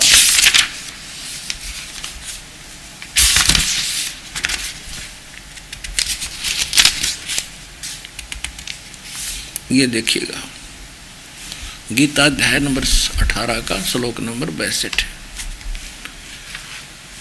और ये 62 है। हे भारत, गीता ज्ञानदाता करे तो सर्व प्रकार से उस परमेश्वर की शरण में जा, उस परमात्मा की कृपा से ही तू परम शांति को और सनातन परम धाम को प्राप्त होगा। सनातन माने शाश्वत स्थान, जो कभी नाश में नहीं आता, उस स्थान को प्राप्त हो जाएगा। जो 15वें अध्याय के 4थे श्लोक में कहा है कि परम तत्वदर्शी संत की प्राप्ति के पश्चात परमेश्वर के उस परम पद की खोज करनी चाहिए, जहाँ जाने के बाद साधक फिर लौटकर संसार में कभी नहीं आती, यानी उनका पूर्ण मोक्ष होता है। तो यहाँ कह रहा है कि उसकी शरण में जा तू, गीता ज्ञानदाता अपने से अन्य भगवान की शरण में, परमेश्वर की शरण में जाने को कह रहा। अब गीता अध्याय नंबर 18 के 62, 63, 64, 65 और 66 अध्याय भी लास्ट, और ये मंत्र भी लगभग लास्ट है। आगे तो कोई और वर्णन है, ये ज्ञान संबंधित इतने ही मंत्र हैं। इनमें कति निष्कर्ष कर दिया कि अर्जुन 18वें अध्याय के 62वें श्लोक में तो कह दिया कि सर्वभाव से तू उस परमेश्वर की शरण में जा, और उसकी कृपा से तुझे परम शांति और वो स्थान मिलेगा जहाँ जाके फिर लौट कर नहीं आती। और अपनी स्थिति बता दी, मेरी शरण में रहेगा तो ओम मंत्र है, युद्ध भी करना पड़ेगा और तूने मुझे प्राप्त होगा, और जन्म मृत्यु तेरी भी रहेगी मेरी भी रहेगी, उस शाश्वत स्थान नहीं मिले, और वो मोक्ष नहीं हो सकता जहाँ जाने के बाद फिर लौट कर कभी संसार में नहीं आ सकते। और युद्ध करना, वह शांति कहाँ, बोले तो कैर टूटेगा। तो ये कहता है युद्ध तक करना पड़ेगा, मेरी शरण में रहेगा था। अब 18वें अध्याय के 63वें श्लोक में कहता कि अर्जुन मन ने जो बतानी थी वह कह दी, जो कहना था, जो गुप्त से गुप्त ज्ञान तेरे को बता दिया। अब तेरी इच्छा, तेरा मन माने न्यू कर ले, मेरी शरण में रहना तो ठा हथियार और होकर लड़े, उसकी शरण में जाना तो तत्वदर्शी संत की खोज कर ले, उसकी शरण में जा। अब देखो गीता अध्याय नंबर, श्रीमद् भगवद गीता अध्याय नंबर 18 का और श्लोक नंबर 63 में कहा है, 63 में कहा है कि इस प्रकार ये गुहत्रम, इस प्रकार यह गोपनीय से भी गोपनीय, अति गोपनीय यो गीता रूपी ज्ञान, कति गुप्त से गुप्त ज्ञान मैंने तुझसे कह दिया। ठीक है, अब तू इस रहस्य युक्त ज्ञान को पूर्णतः भली भांति विचार कर और जैसे चाहता वैसा कर ले। ठीक हो गया। अब इसने स्पष्ट कर दिया, मैंने जो कहना था तो कह दिया गीता ज्ञान में, अब तेरी मर्जी है, ये गुप्त से गुप्त ज्ञान बता दिया। अब आगे 64वें श्लोक में ये फिर कहता है कि एक गुप्त और बताऊं, कति गुप्त, क्या कि मैं भी उसी, मेरा भी पूज्य देव वही है जिसके विषय में मैं तेरे को जाने को कह रहा हूं, उसकी शरण में। और वो कौन है? हम सुल्तानी नानक तारे दादू को उपदेश दिया, जात जुलाहा भेद न पाया वो का सीमा है कबीर हुआ। परमात्मा ने क्या कहा था गोरखनाथ से कि अवधू अवगत से हे चल आया, मेरा कोई भेद मरम ना पाया। मात पिता मेरे कोई नाही, ना मेरे घर दासी, मैं जुल्ले का सुत आन कहाया, जगत करे मेरी हासी। ना मेरा जन्म ना गर्भ बसेरा, बालक बन दिखलाया, काशी नगर जल बिच डेरा, तहाँ जुलाहे न पाया। फिर कहते हैं अधर गुफा अधर गगन गुफा में ताव निज वस्तु सारा, तेरा ज्योत स्वरूपी अलख निरंजन, वो जपता नाम हमारा। ओए होए, कहते तेरा यो ज्योत स्वरूपी निरंजन ब्रह्म ये धरता ध्यान हमारा, ये भी मेरी पूजा करता है और यहाँ ये स्वीकार कर रहा है। देखना गीता अध्याय नंबर 18 का और श्लोक नंबर हम 63 तक हमने पढ़ लिया, अब 64 पढ़ जाएंगे। यहाँ तो इसने कह दिया ये गुप्त से गुप्त गीता वाला ज्ञान मैंने तेरे को बता दिया, ठीक है, अब तेरी सलाह जैसे चाहो तू कर ले। 63 में फिर और कहता है कि संपूर्ण गोपनीयों से भी अति गोपनीय मेरे परम रहस्य युग वचन को तो फिर सुन मेरा। अब देखो इष्ट माने प्रिय कर दिया इनने, तू मेरा अति से प्रिय है इस और इससे तेरे हितकारक वचन मैं तुझसे कहूँगा। अब इसका अर्थ ये बना है कि सर्वम, ये तो सर्वज्ञ है, तुम तो पहले बता दिया सब गोपनीय से अति गोपनीय, इस प्रकार गोपनीय से अति गोपनीय ज्ञान मैंने कह दिया 63 में। अब 64 में फिर ये न्यू कह उस ज्ञान ने फिर सुने खाक व्यायो। इसका अर्थ ये है सर्वगुहतम सबसे गुप्त भूय शरणु। अब फिर एक और बताऊं तेरे तो भूय मान फिर अब सुन मेरे से, परमम में परमम वच मेरे परम वचन और सुन ले। एक बार फिर बताता हूँ क्या, इष्ट असी में दृढ़ इति, यह है जिसके विषय में मैंने तेरे को 18वें अध्याय के और 62वें श्लोक में कहा है कि तू सर्वभाव से उस परमेश्वर की शरण में जा, उसकी कृपा से तू परम शांति को और शाश्वतम स्थानम उस अविनाशी स्थान को प्राप्त होगा। तो यहाँ 18वें अध्याय के 64वें श्लोक में ये कह रहा है, 18वें अध्याय के 64वें श्लोक में क्या कह रहा है कि सर्वे गुहतम गुह सुनो में परम वर्च मेरे और गुप्त से भी अति गुप्त मेरे वचन सुने। इष्ट असी में दृढ़, ये पक्कम पक्का यही जो जिसके विषय में मैं तेरे को जिसकी शरण में जाने को कह रहा हूँ वो मेरा इष्ट देव है, वो मेरा पूज्य भगवान है। और तत्वक्षामि ते हितम, मैं तेरे हित में कहूँगा कि वो मेरा पूज्य देव है। इन कर रखा इष्ट माने प्रिय खाक अनुवाद देने का। अब ये गुप्त से गुप्त पहले बता दिया और के भूये क्या रह गई, ये कहता है सुन ले जानते हैं।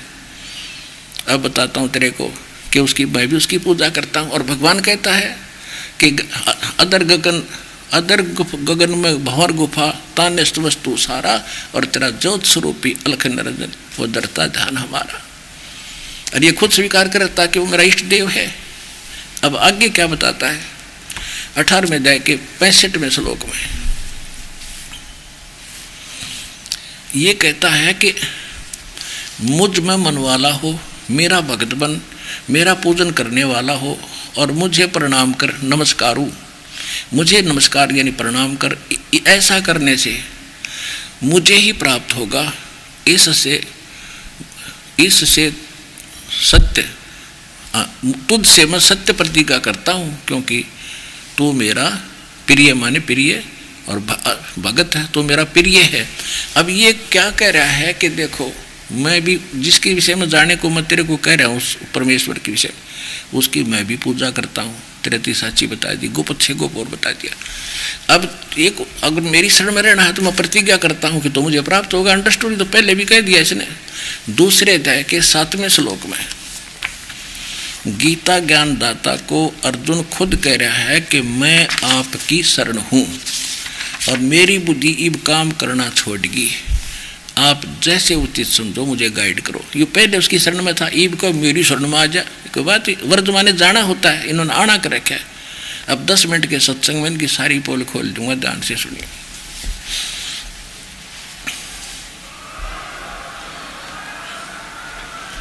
ये देखिएगा अध्याय नंबर 2 श्लोक नंबर 7 में अब कार्यता रूप दोष से अपहृत हुआ स्वभाव वाला धर्म के विषय में मोहित चित्त हुआ मैं आपसे पूछता हूँ, जो साधन निश्चित कल्याणकारक हो वही मेरे लिए कहिए, क्योंकि मैं आपका शिष्य हूँ और आपके शरण हूँ, आप मुझको दीक्षा दीजिए।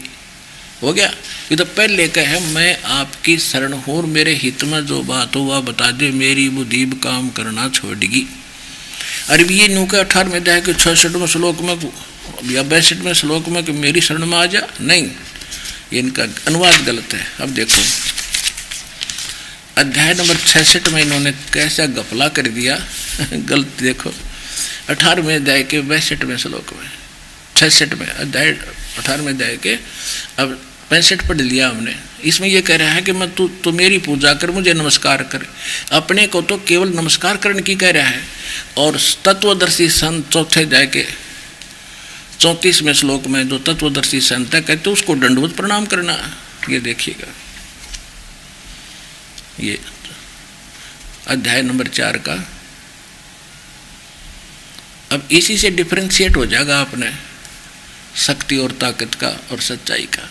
चौथे जाएगा 34वें श्लोक में कहता है कि उस तत्व ज्ञान को तू तत्वज्ञानी संतों के पास जाकर समझ, उनको भली भांति दंडवत प्रणाम करने से और कपट छोड़ सेवा करने से और कपट छोड़कर सरलतापूर्वक प्रश्न करने से परमात्मा तत्व को भली भांति जानने वाले ज्ञानी महात्मा तत्व ज्ञान का उपदेश करेंगे।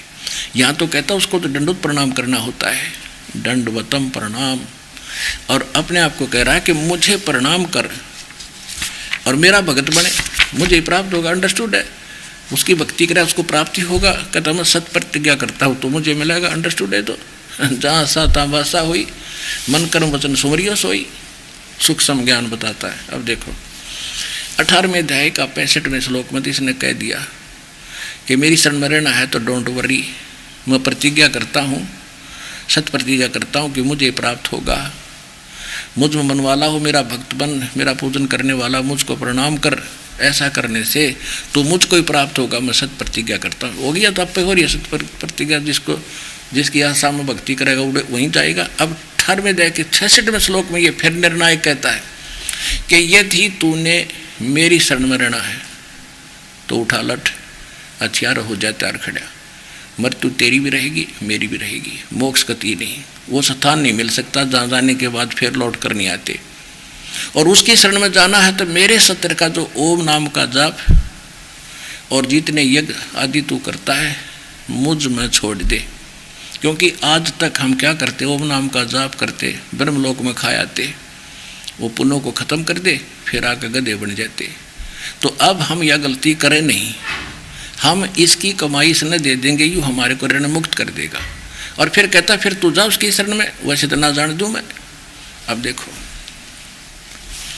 गीता अध्याय नंबर 18 के श्लोक नंबर 66 में सर्वधर्मान परित्यज्य माम एकम शरणम वर्ज परित्यज्य और अहम तवा सर्व पापे भय मोक्षामि मां शुच। बिल्कुल ठीक है। ये क्या कहता है, इसका अर्थ तो ये है कि सर्वधर्मान परित्यज्य माम, सभी धार्मिक कर्मों को, अनुष्ठानों की जो क्रिया धर्म है, पुण्य है, वो मुझ में, मेरे सतर के वो मुझ में छोड़े। सर्वधर्मान परित्यज्य माम, मेरे सतर के सभी धार्मिक अनुष्ठानों की जो कमाई है मुझ में परित्यज्य माने छोड़े। और एकम शरणम व्रज, एकम उस परम अक्षर ब्रह्म जिसके बराबर दूसरा ना हो, अद्वितीय परमेश्वर की शरण में जा, तब मैं तुझे सब पापों से मुक्त कर दूंगा। इन अज्ञानियां ने देखिए संपूर्ण धर्मों के अर्थात संपूर्ण कर्तव्य कर्मों को मुझ में त्याग कर तू केवल मुझ सर्वशक्तिमान सर्वाधार परमेश्वर की शरणम वर्ज माने आ जा। वारे देवताओं, गो माने जाना होता है, और ये नौका गो माने कम गो माने कम, गो माने जाना होता है, वर्ज माने जाओ, और मैं तुझे संपूर्ण पापों से मुक्त कर दूंगा, शोक मत कर। अब पहले इनका दिखा दूं, इन अज्ञानियों का। वर्तमान सब कहते आ जा, अरे इन हमारे धर्मगुरुओं से अच्छे तो ये देखो, एक 7वीं कक्षा की किताब में लिख रखा है, कोई प्रसंग है और उसमें वरद शब्द है। पहले ये दिखा दो। ये कल एक भक्त ने ला के दी है राजस्थान से, उसने, क्योंकि हमारे भक्त भी खोजी हो गए, ये देखने पर रहे हैं। ये है कोई 7वीं कक्षा की।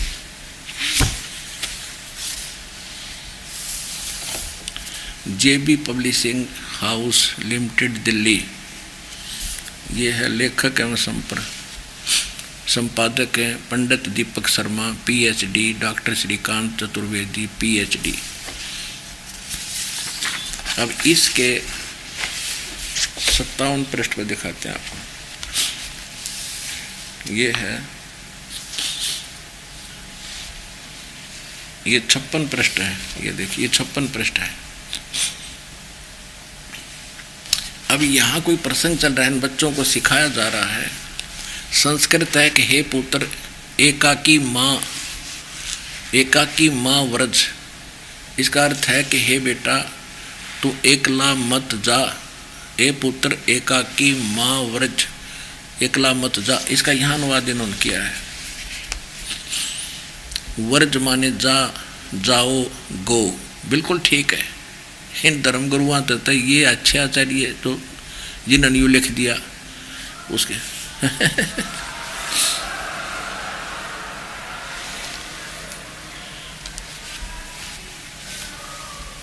अब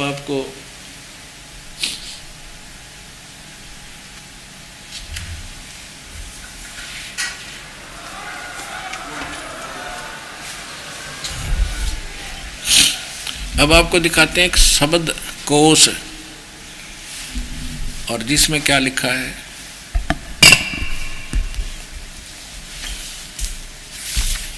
यह है एक शब्द कोश संस्कृत, यह है एक शब्द कोश संस्कृत हिंदी कोश। ये सारा कुछ वामन शिवराम आपटे के द्वारा ये, और ये यहाँ से छपी है। बस अब हम आपको दिखाते हैं इसके 993 पृष्ठ पर आपको दिखाते हैं 993। यहाँ पर वर्ज शब्द है। वर्ज, वर्ज माने जाना, वर्ज माने जाना, चलना, प्रगति करना, विदा होना। और यहाँ देखो वर्जनम, घूमना फिरना, यात्रा करना, निर्वासन, देश निकाला। वर्ज माने जाना है, सीधी सी बात है। वर्ज माने जाना। और ये इब दिखाऊं उनके सारे के पोल खाते आपको।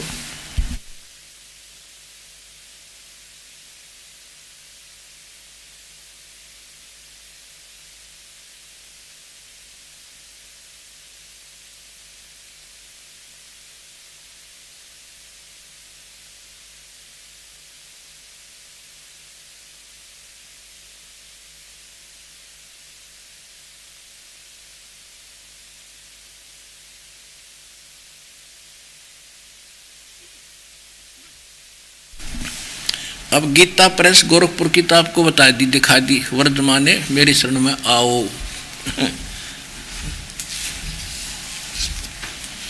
और अब दिखाता हूं सुधांशु जी महाराज, देखिएगा।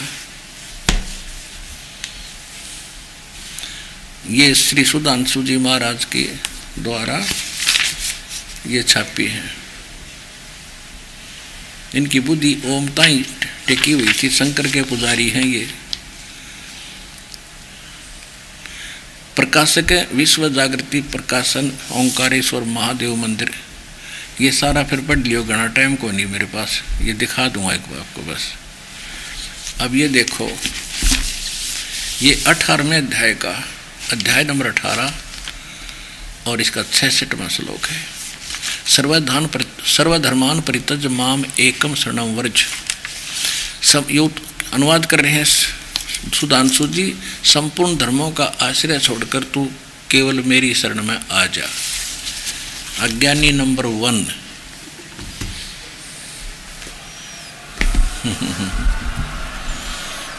अब देखो आसाराम जी, अज्ञानी नंबर 2। संत श्री आसाराम जी अहमदाबाद। ये कर लो दर्शन इसके महात्मा के। अब देखो ये अध्याय नंबर 18वां अध्याय और 66वां श्लोक। सर्वधर्मान परित्यज माम एकम शरणम व्रज। संपूर्ण धर्मों को अर्थात संपूर्ण कर्तव्य कर्मों को मुझ में छोड़कर तू केवल मुझ सर्वशक्तिमान सर्वोद्धार परमेश्वर की शरण में आ जा। आसाराम आ जा।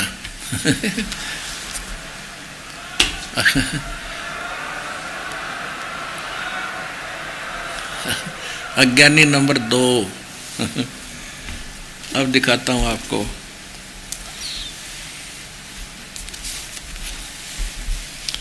ये है, ये देखिए ये हंसादेश वाले श्री सतपाल जी हंसादेश्वर, उसका भाई वो बाल योगेश्वर, उनकी तरफ से छपी है। श्रीमद् भगवत गीता, अनुवादक हैं ब्रह्मलीन महात्मा सत्यानंद सर्वानंद इत्यादि इत्यादि। प्रकाशक मानव उत्थान सेवा समिति 2/12 पंजाबी विभाग नई दिल्ली, यहाँ से छपा है। और ये पीछे देखो, ये सतपाल जी महाराज के कर लो दर्शन। अब इनने क्या क्या अनुवाद किया है ये देखिएगा। इन्होंने तो इकट्ठा काम कर रखा है। ये यहाँ से देखो, ये है 18वां अष्टदशो अध्याय 18वां अध्याय। और यहाँ आगे इसमें 3 इकट्ठे ले रखे हैं। ये 64, 65, 66, ये लास्ट वाला छठा। सर्वधर्मान परित्यज माम एकम शरणम व्रज। इसका अनुवाद इन्होंने अगले पृष्ठ पर किया है। 3 श्लोकों का इकट्ठा ही कर रखा है।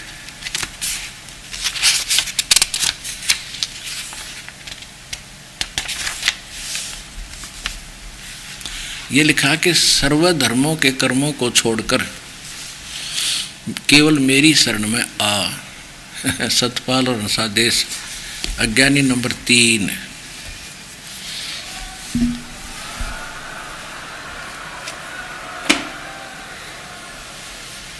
और देखिए यथार्थ गीता, यथार्थ गीता, यथार्थ गीता। और वर्षों के लंबे अरसे के अंतरकाल में श्रीमद् भगवत गीता की शाश्वत व्याख्या की है। किसने? इस अड़गड़ानंद ने। ये है यथार्थ गीता, श्रीमद् भगवत गीता का यथार्थ मानव धर्मशास्त्र। व्याख्याकार परम पूज्य परमहंस महाराज का कृपा प्रसाद श्री स्वामी अड़गड़ानंद जी, श्री परमहंस आश्रम, साकेतगढ़ जिला मिर्जापुर उत्तर प्रदेश, भारतीय। फ़ोन नंबर इनके, प्रकाशक इनके ये हैं श्री परमहंस स्वामी अड़गड़ानंद जी महाराज अरस्ट आश्रम trust, 29A French road, merchant club के सामने, चौपटी, मुंबई में।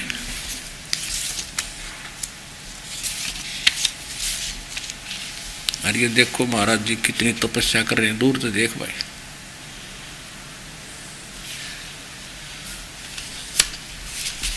अब 18वें अध्याय का 66वां श्लोक देखते हैं।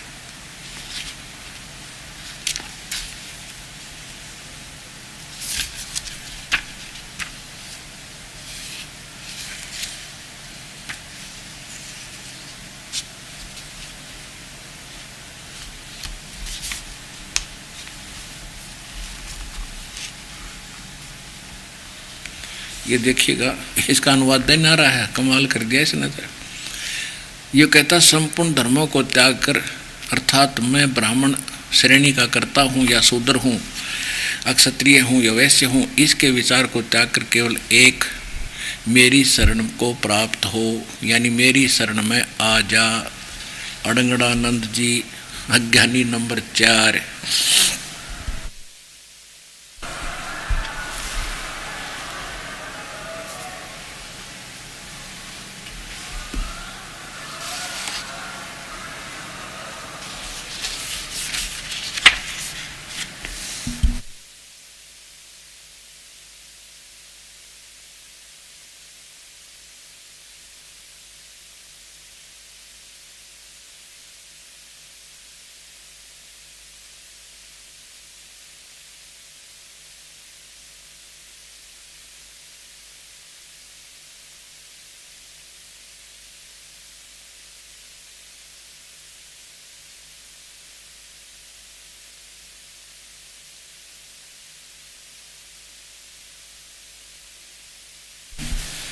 अब देखिएगा, ये है गीता प्रेस गोरखपुर के संचालक संस्थापक श्री राम सुखदास जी। यह साधक संजीवनी नाम इसका रखा है। देखिए इन्होंने तो तोड़ा पाड़ रखा कति।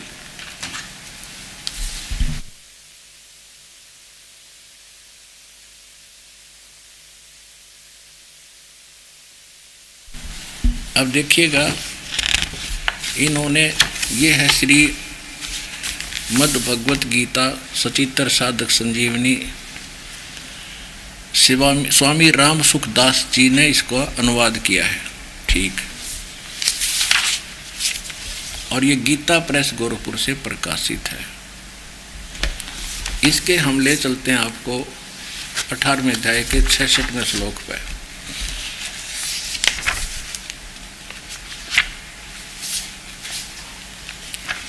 ये देखिएगा,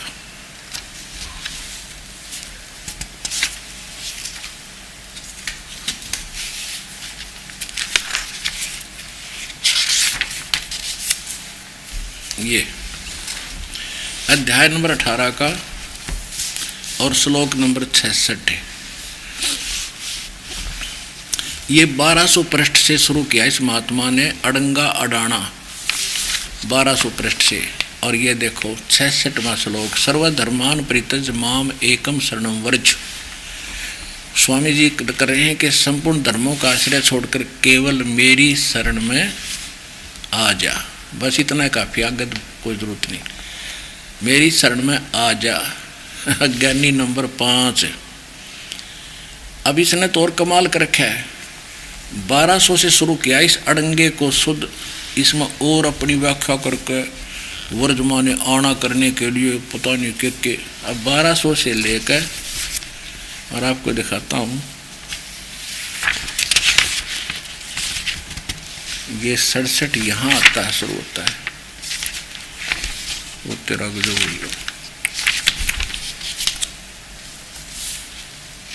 1216 1217 तक, यानी 17-18 पृष्ठ अपने अज्ञान को और अज्ञान सिद्ध करने के लिए भर डाले। 1200 से लेकर ये 1200 पृष्ठ है। और यहाँ ये वर्ग 66वां श्लोक। और यहाँ देखो अब 1219 तक इसने ये वर्ग नंबर, ये 67वां यहाँ शुरू हुआ है और यहाँ तक इसका अनुवाद ये चला। यहाँ से 67वां तो ये 1219 पे यहाँ से स्टार्ट होता है, यहाँ तक इसने उस वर्ज माने सीधा सा अर्थ था जाना, और इसने कर दिया आना। और उसकी बकवाद को, अपने अज्ञान को सिद्ध करने के लिए ये 19 पृष्ठ और बकवाद गढ़ दी। और इतने छोटे अक्षर है जैसे अखबार के हुआ करें, और उसके 19 पृष्ठ पर रखे इन्हें। और कितनी बड़ी पुस्तक है, देख इसका पूरा पृष्ठ देखो, ये इतना बड़ा पृष्ठ है। और ये 19 और ठोक दिए, और 2 अक्षर की बात थी। क्या कहते हैं, मोती मुक्ता दर्शत नाही, ये जग है सब अंदरे, दिखत के तो नैन चश्म, इनका फेरा मोतिया बंदरे। एक और दिखाते हैं, डॉक्टर सर्वपल्ली राधाकृष्ण जी महाराज क्या बताते हैं।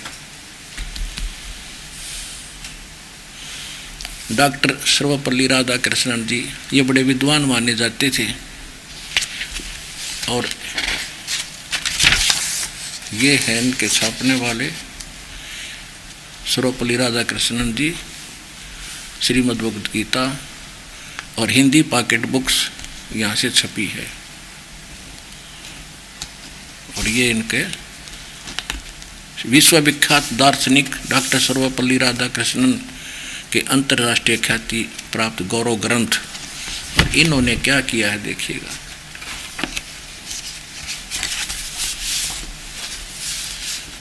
सर्वधर्मान परित्यज माम एकम शरणम व्रज, 66वां श्लोक है ये। सब कर्मों को, कर्तव्य कर्मों को छोड़ तू केवल मेरी शरण में आ जा। बताओ, एक ना भूला दो ना भूली, भूली सब संसारी, मेरे साथ 2 भाई मन सब जग भूला पाया। अब देखिए ये श्रीमद् भगवद गीता,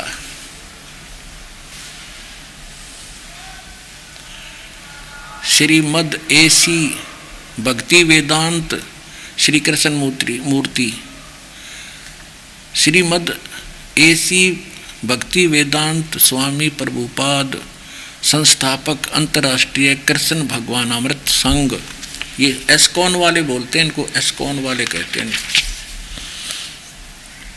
और जिसका भी पढ़ोगे इन्हों का यथार्थ रूप अनुवाद हमने कराया है देखिए इनका यथार्थ। द्वारा कृष्ण कृपा श्री मूर्ति श्री मद एसी भक्ति वेदांत स्वामी प्रभुपाद संस्थापक अंतर्राष्ट्रीय कृष्णा भवन अमृत संघ। और ये यहाँ से छपी है, भक्ति वेदांत बुक ट्रस्ट। और जो कितनी भाषाओं में पता नहीं। अब देखो इसमें इन जमा चौड़े में झूठ बोल रखी है कोई तो थोड़ी बहुत। यहाँ देखिए ये है 18 में जाएगा 66वां श्लोक, यहाँ से शुरू होता है। सर्वधर्मान प्रीतज माम एकम शरणम व्रज। ठीक है, व्रज। और अब इसका ये 553 पृष्ठ पे है, 553 पे। अब हम 554 पर पहुंचेंगे। ये देखिएगा 554 पे इसने तो चौड़े में झूठ बोल रखी है। सर्वधर्मान माने समस्त प्रकार के धर्म, ठीक है। प्रीतज माने त्याग कर, माम माने मेरी, एक माने एकमात्र, शरण माने शरण में, वर्ज माने जाओ। वेरी गुड, अर्थ तो सही लिख दिया। और यहाँ क्या कहता, घुमाओ समस्त प्रकार के धर्मों का परित्याग करो, मेरी शरण में आओ। वाह, चौड़े में झूठ बोल रहे।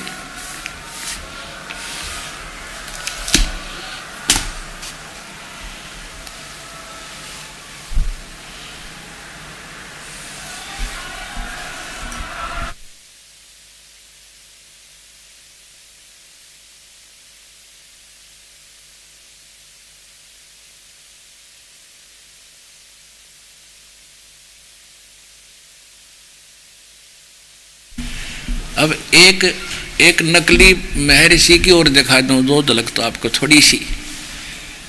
इन सारा बट्ठा बैठा रखा, एक कुएं की बांग पी रहे थे ये।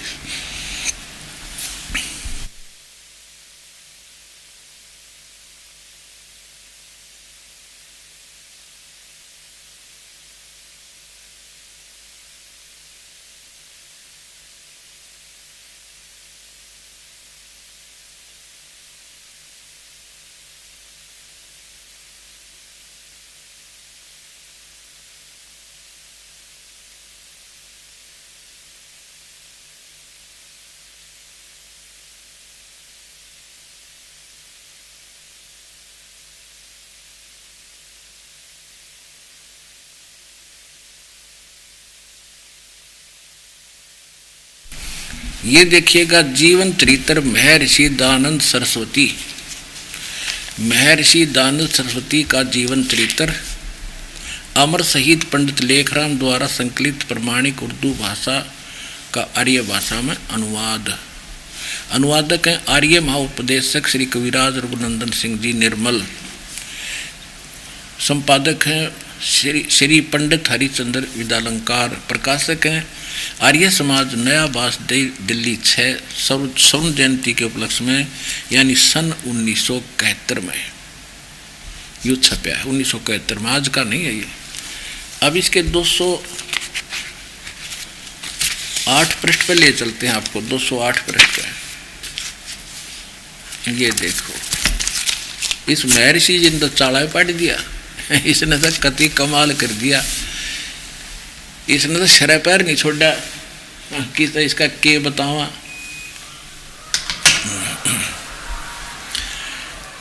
इसमें एक राम गोपाल नाम का कोई बानिया लाला जी वैश्य था, विद्वान पुरुष था, समझदार था। उसने महर्षि दयानंद के पास गया। लेखक कह रहा कि मेरे साथ राम गोपाल एक बार स्वामी जी महाराज के पास गए, महर्षि के पास, और उसने बहुत सी गीता का टीका पढ़ा था, अनुवाद पढ़ा था। उसमें सब ने व्रज का अर्थ आना कर रखा है, जबकि व्रज माने तो जाना होता है। शब्द को उसमें देखा तो उसने सोचा महर्षि जी इसका सही हल बताएंगे तो बड़े प्रसिद्ध महर्षि हो रहे हैं। तो उसने के समाधान किया, उस देवता ने। देखो ये पृष्ठ नंबर 208 है, आर्य समाजिया का छापा हुआ है। यो जीवन चरित्र महर्षि दयानंद सरस्वती। अब यहाँ क्या है कि राम गोपाल वैश्य ने जो वेदांती था बहुत सी टीकाएं गीता की देखी, अनुवाद देखे, परंतु एक श्लोक के विषय में उसका संदेह था वह दूर ना हुआ। अंत में वह एक दिन हमको साथ लेकर, लेखक कह रहा है इसका पृष्ठ पुस्तक का, हमको साथ लेकर स्वामी जी के पास गया और स्वामी जी ने कहा कि आपसे कुछ पूछना है। उन्होंने आज्ञा दी। तब एक श्लोक पूछा, सर्वधर्मान परित्यज माम एकम शरणम व्रज। स्वामी जी ने कहा, सकंदवादिषु परम रूप वाचम। इस वार्तिक के वकार के अकार के आगे परे जो आकार रहा उसको तद्रूप हो गया, अर्थात वह शब्द धर्म ही रहा परंतु वास्तव में अधर्म है, अर्थ अधर्म हो गया। इससे वह बहुत प्रसन्न हुआ। कौन? राम गोपाल। हो गया समाधान। उसका प्रश्न था कि मैंने बहुत सी अनुवाद पढ़े हैं और सब ने व्रजकार थाना कर रखे हैं, व्रजकार से जाना होता है। अब यू के बताओ, फिर पढ़ो एक बार। ये कह रहा है,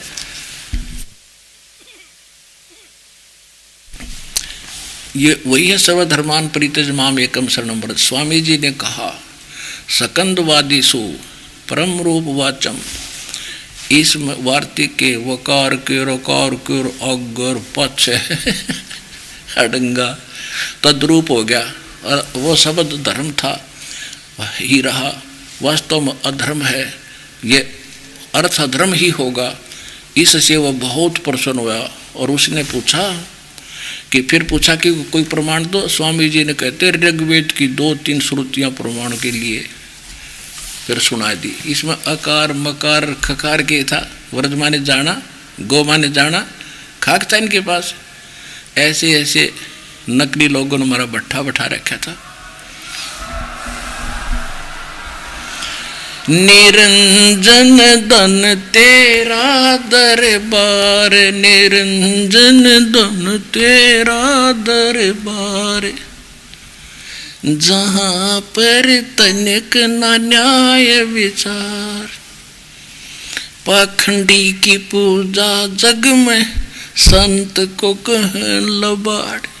अज्ञानी को परम विवेकी, ज्ञानी को मूड गंवार। निरंजन धन तेरा दरबार, निरंजन धन तेरा दरबार।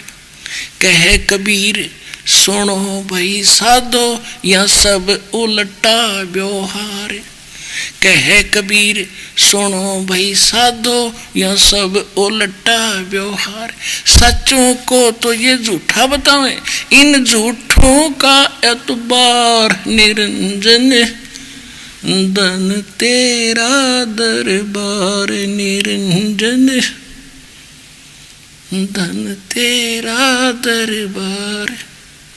परमात्मा रोया करते खड़े होकर, अरे काल जुल्म जालिम रहतू है, इन झूठा ने तो मैं ऋषि बनाए बैठा है। और परमात्मा बताया करते उसने को तो झूठा है, पाखंडी है, क्या जाने वेदों के बारे में। और 600 वर्ष पहले वो भगवान यही बात बता कर गए थे। यही ज्ञान बताया था सूक्ष्म वेद, जो भगवान खुद बोलता है, जिसमें यथार्थ ज्ञान है, जो आज इस दास के पास उपलब्ध है। और अपना कल्याण कराओ बच्चों, देर ना करो।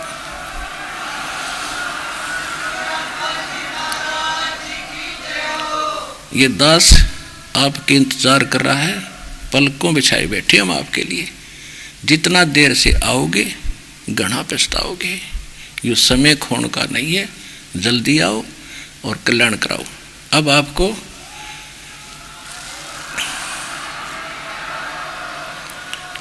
आपको कुछ भक्तों के अनुभव सुनाएंगे और ध्यान से सुनना, बड़ी दृढ़ता होगी आपको।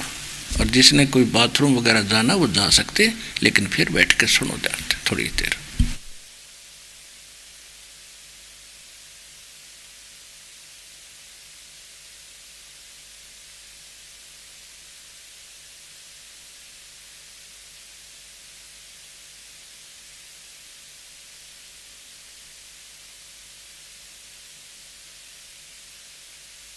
सर। नमस्कार जी, सतगुरुदेव की जय, सतगुरु रामपाल जी महाराज की जय। सर क्या शुभ नाम है आपका?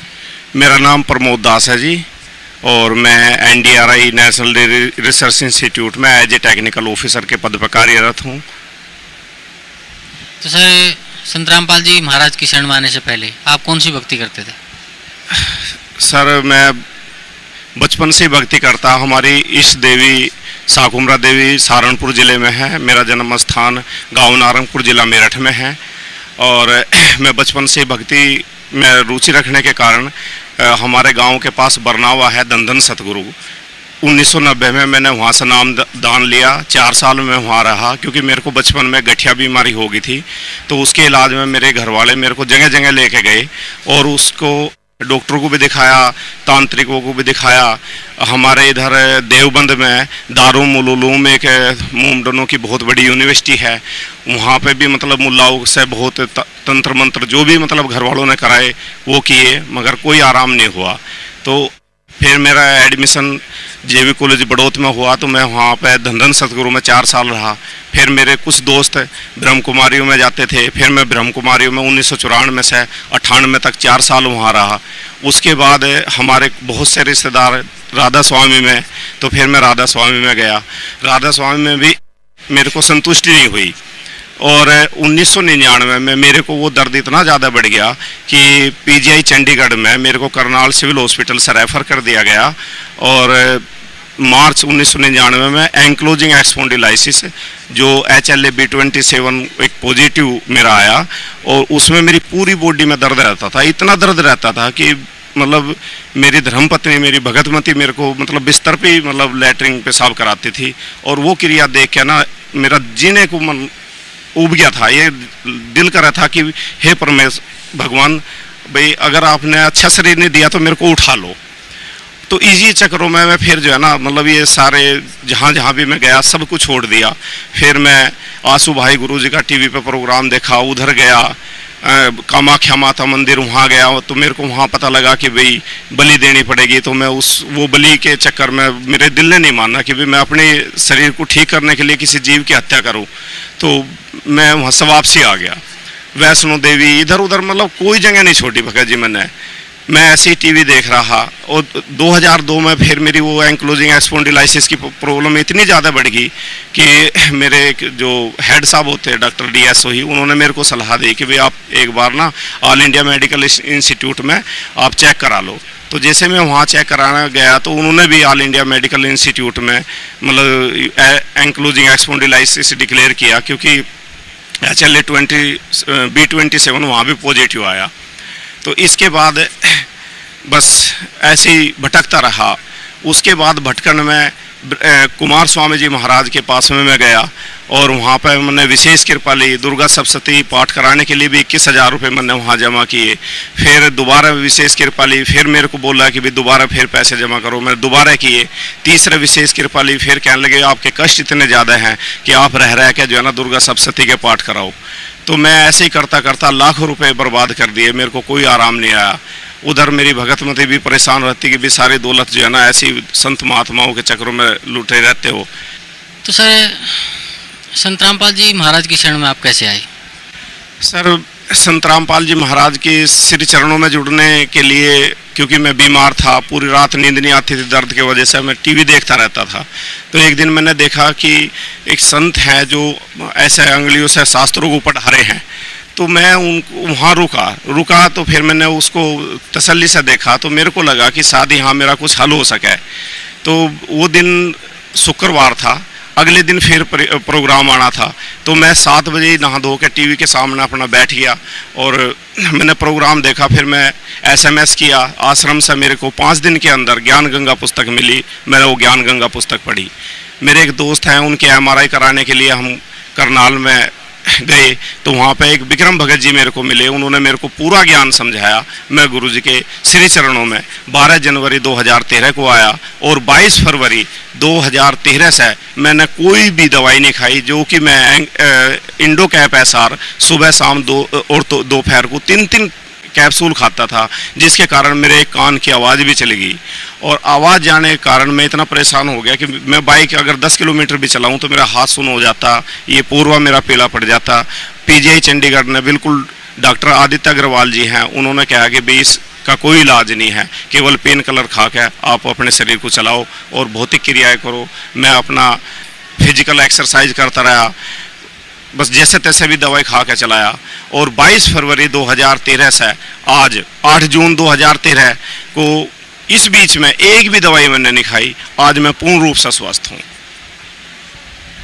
तो सर, जैसे आप भिन्न भिन्न संतों के पास गए, पहले आपकी अपनी बीमारी के चक्कर में जी जी धन धन सतगुरु, आसाराम, जी, जय गुरुदेव, हाँ जी, राधा स्वामी, कुमार स्वामी, कामाख्या देवी, हाँ जी, तो आपको कोई लाभ नहीं मिला। कोई लाभ नहीं मिला और बीमारी बढ़ती गई तो सर, कंगाल होता गया। आज भी जो भगत इन पूजाओं, इन संतों के चक्कर में पड़े हुए हैं, इन संतों के द्वारा बताए हुए दिशा निर्देशन भक्ति कर रहे हैं, तो उन भक्तों को आप क्या संदेश देना चाहते हैं? उनको मैं संदेश देना चाहता हूँ जी कि अगर इंसान और भी नहीं कुछ तो अपने स्वार्थ के लिए ही अच्छे संत को देखें। और गुरुजी, जब से मैं गुरुजी के श्री चरणों में आया हूँ तब से तो मेरे को शास्त्रों का भी ज्ञान होने लगा, क्योंकि ये बुद्धि कहाँ थी ऐसी कि जो इतने बड़े समुद्र के ज्ञान को समावेश कर ले। जैसे ही मैं गुरुजी के चरणों में आया, मेरे को सारी चीज़ें, मैं जब धन धन सतगुरु में गया तो वहाँ पे सतपुरुष अकाल मूर्त सब स्वरूप राम ये नाम देते थे। अब गुरुजी की ज्ञान गंगा पेज नंबर 21 पे लिखा हुआ है, इसका तो एक परमात्मा की महिमा है। तो हम महिमा का वर्णन करें, उससे हमें लाभ क्या होगा? फिर मैं राधा स्वामी में गया, ज्योति निरंजन, ओमकार निरंकार, सोहम सतनाम, ये 5 नाम देते। अब मेरे को लगा कि इसमें भी क्या है। मैंने ऐसे ही जो है ना वहाँ इतने साल बर्बाद किए। ब्रह्म कुमारी में मेडिटेशन कराते हैं, 7 दिन का कोर्स करते हैं, फिर जो है ना माउंट आबू जाओ, शिवरात्रि मनाओ, ये करो वो करो, कुछ नहीं है जी, लाल लाल। हाँ ये है कि मैं जब ध्यान करता था, ध्यान करने के दौरान मेरे को प्रकाश ही प्रकाश दिखाई देता था, जो रेड कलर का, क्योंकि वो भी एक भावनाओं को क्रिएट करते थे और उस भावना में हम बह जाते थे। और ऐसा लगता था कि जो हमें सामने से सीडी में सुनाया जा रहा है, जो हमें दीदी बता रही है, वही चीज़ हमारे ब्रेन में ऐसा, मतलब एक काल्पनिक है बस सारी कल्पना। और भगत जी, मैं तो ये कहता हूँ कि जैसे गुरुजी के श्री चरणों में आके, और जो भक्तों ने, जो पुराने भगत करनाल के अंदर हैं, जो गुरुजी का ज्ञान मेरे को समझाया और उससे मैं प्रभावित हुआ, और आके जो मैंने नाम दान लिया और दीक्षा लेने के बाद जो मैंने भक्ति कमाई की, और आज मैं पूर्ण रूप से स्वस्थ हूँ, तो मैं सभी भक्तों को ये संदेश देना चाहता हूँ कि मेरे विशेषकर NDRI के ऐसे भगत है, कम से कम जो सोइयो भगत है, जो आज भी ब्रह्म कुमार स्वामी जी के पास में जुड़े हुए हैं, और कुछ धन धन सतगुरु में और राधा स्वामी में और ब्रह्म कुमारी में है, मगर किसी को कोई लाभ नहीं है। अच्छी सैलरी है, सारे पैसे यूँ लुटवा रहे हैं, किसी को कोई लाभ नहीं है। और यहाँ बंदी छोड़ संत गुरु रामपाल जी महाराज के श्री चरणों में जुड़ने के बाद में अपना कल्याण कराएं, शारीरिक रूप से, आर्थिक रूप से। भगत जी, मैं आपको बताना चाहूँगा कि मैं जो टेक्निकल ऑफिसर, मेरी 42,000 रुपये पर मंथ इनकम है। मेरे पिताजी as a primary teacher retire है, उनकी 10,000 रुपये पेंशन आती है। मेरी भगतमती भी प्राइमरी टीचर है, 25,000 रुपये उनकी सैलरी है। 18 साल की जॉब में मेरे पास आज एक भी पैसा नहीं है। मगर जब से मैं गुरुजी के श्री चरणों में आया, मैं एक प्लॉट भी ले लिया इन्हीं कुछ महीनों के बीच में।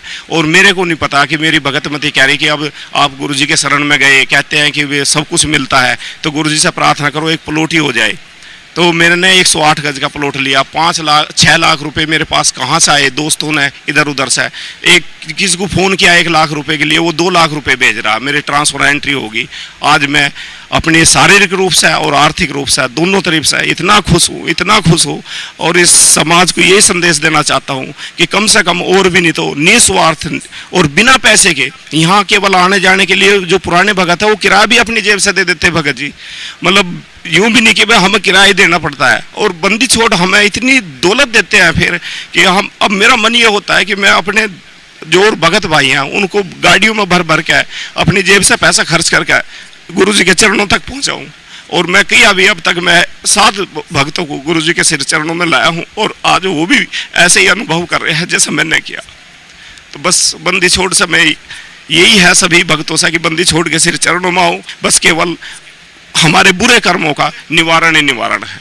मेरी सर भगत समाज से एक ही प्रार्थना है कि अपने कल्याण के लिए जो ये नकली गुरुओं के पास जाते हैं और जहाँ पैसे को ठगे जाता है और हमारी भावनाओं से खिलवाड़ किया जाता है, मैं कुमार स्वामी जी के पास में 1 लाख रुपए की ऑफ़र दी कि भी मैं 1 लाख रुपए दे दूंगा, मेरा रोग ठीक करवा दो और गुरु जी से मेरी 5 मिनट बात करवा दो। तो वहाँ पे 1 लाख रुपए को भी मेरी प्रपोजल को ठुकरा दिया गया और वहाँ पे केवल गुरु जी के पास 4 भगत खड़े होते हैं, जिसे डॉक्टर की स्लिप होती है उस पर वो कोड वर्ड में लिख देते हैं कि आप जो है ना ब्रज भस्म, स्वर्ण भस्म, ऊद सामग्री इनका जो है ना और पीला गाउन, सफ़ेद गाउन सुबह शाम पहनो और पूजा करो। 2-2 घंटे बैठ के मेरे गोड्डे भी जाम हो गए थे। तो मैं इन अपने सभी भक्त भाइयों को यही संदेश देना चाहूँगा कि इन नकली गुरुओं के पास में जो जाते हैं, अपने जो कष्ट की कमाई है उसको भी व्यर्थ कराते हैं और कोई लाभ नहीं है, और फिर भी धक्के खा के, जैसे मैं कितने संतों के पास में और संत महात्माओं, भक्तों के और तांत्रिकों के पास में जाके अपने को लुटवा पिटवा के आज 17 साल की कमाई बर्बाद करके गुरुजी के सिर चरणों में आके आज आनंद ले रहा हूँ और अपने जीवन को पूर्ण रूप से स्वस्थ महसूस कर रहा, कोई दवाई नहीं खा रहा। तो सभी को यही संदेश देता हूँ कि आओ और अपना कल्याण कराओ। जी धन्यवाद भाई साहब, बहुत बहुत।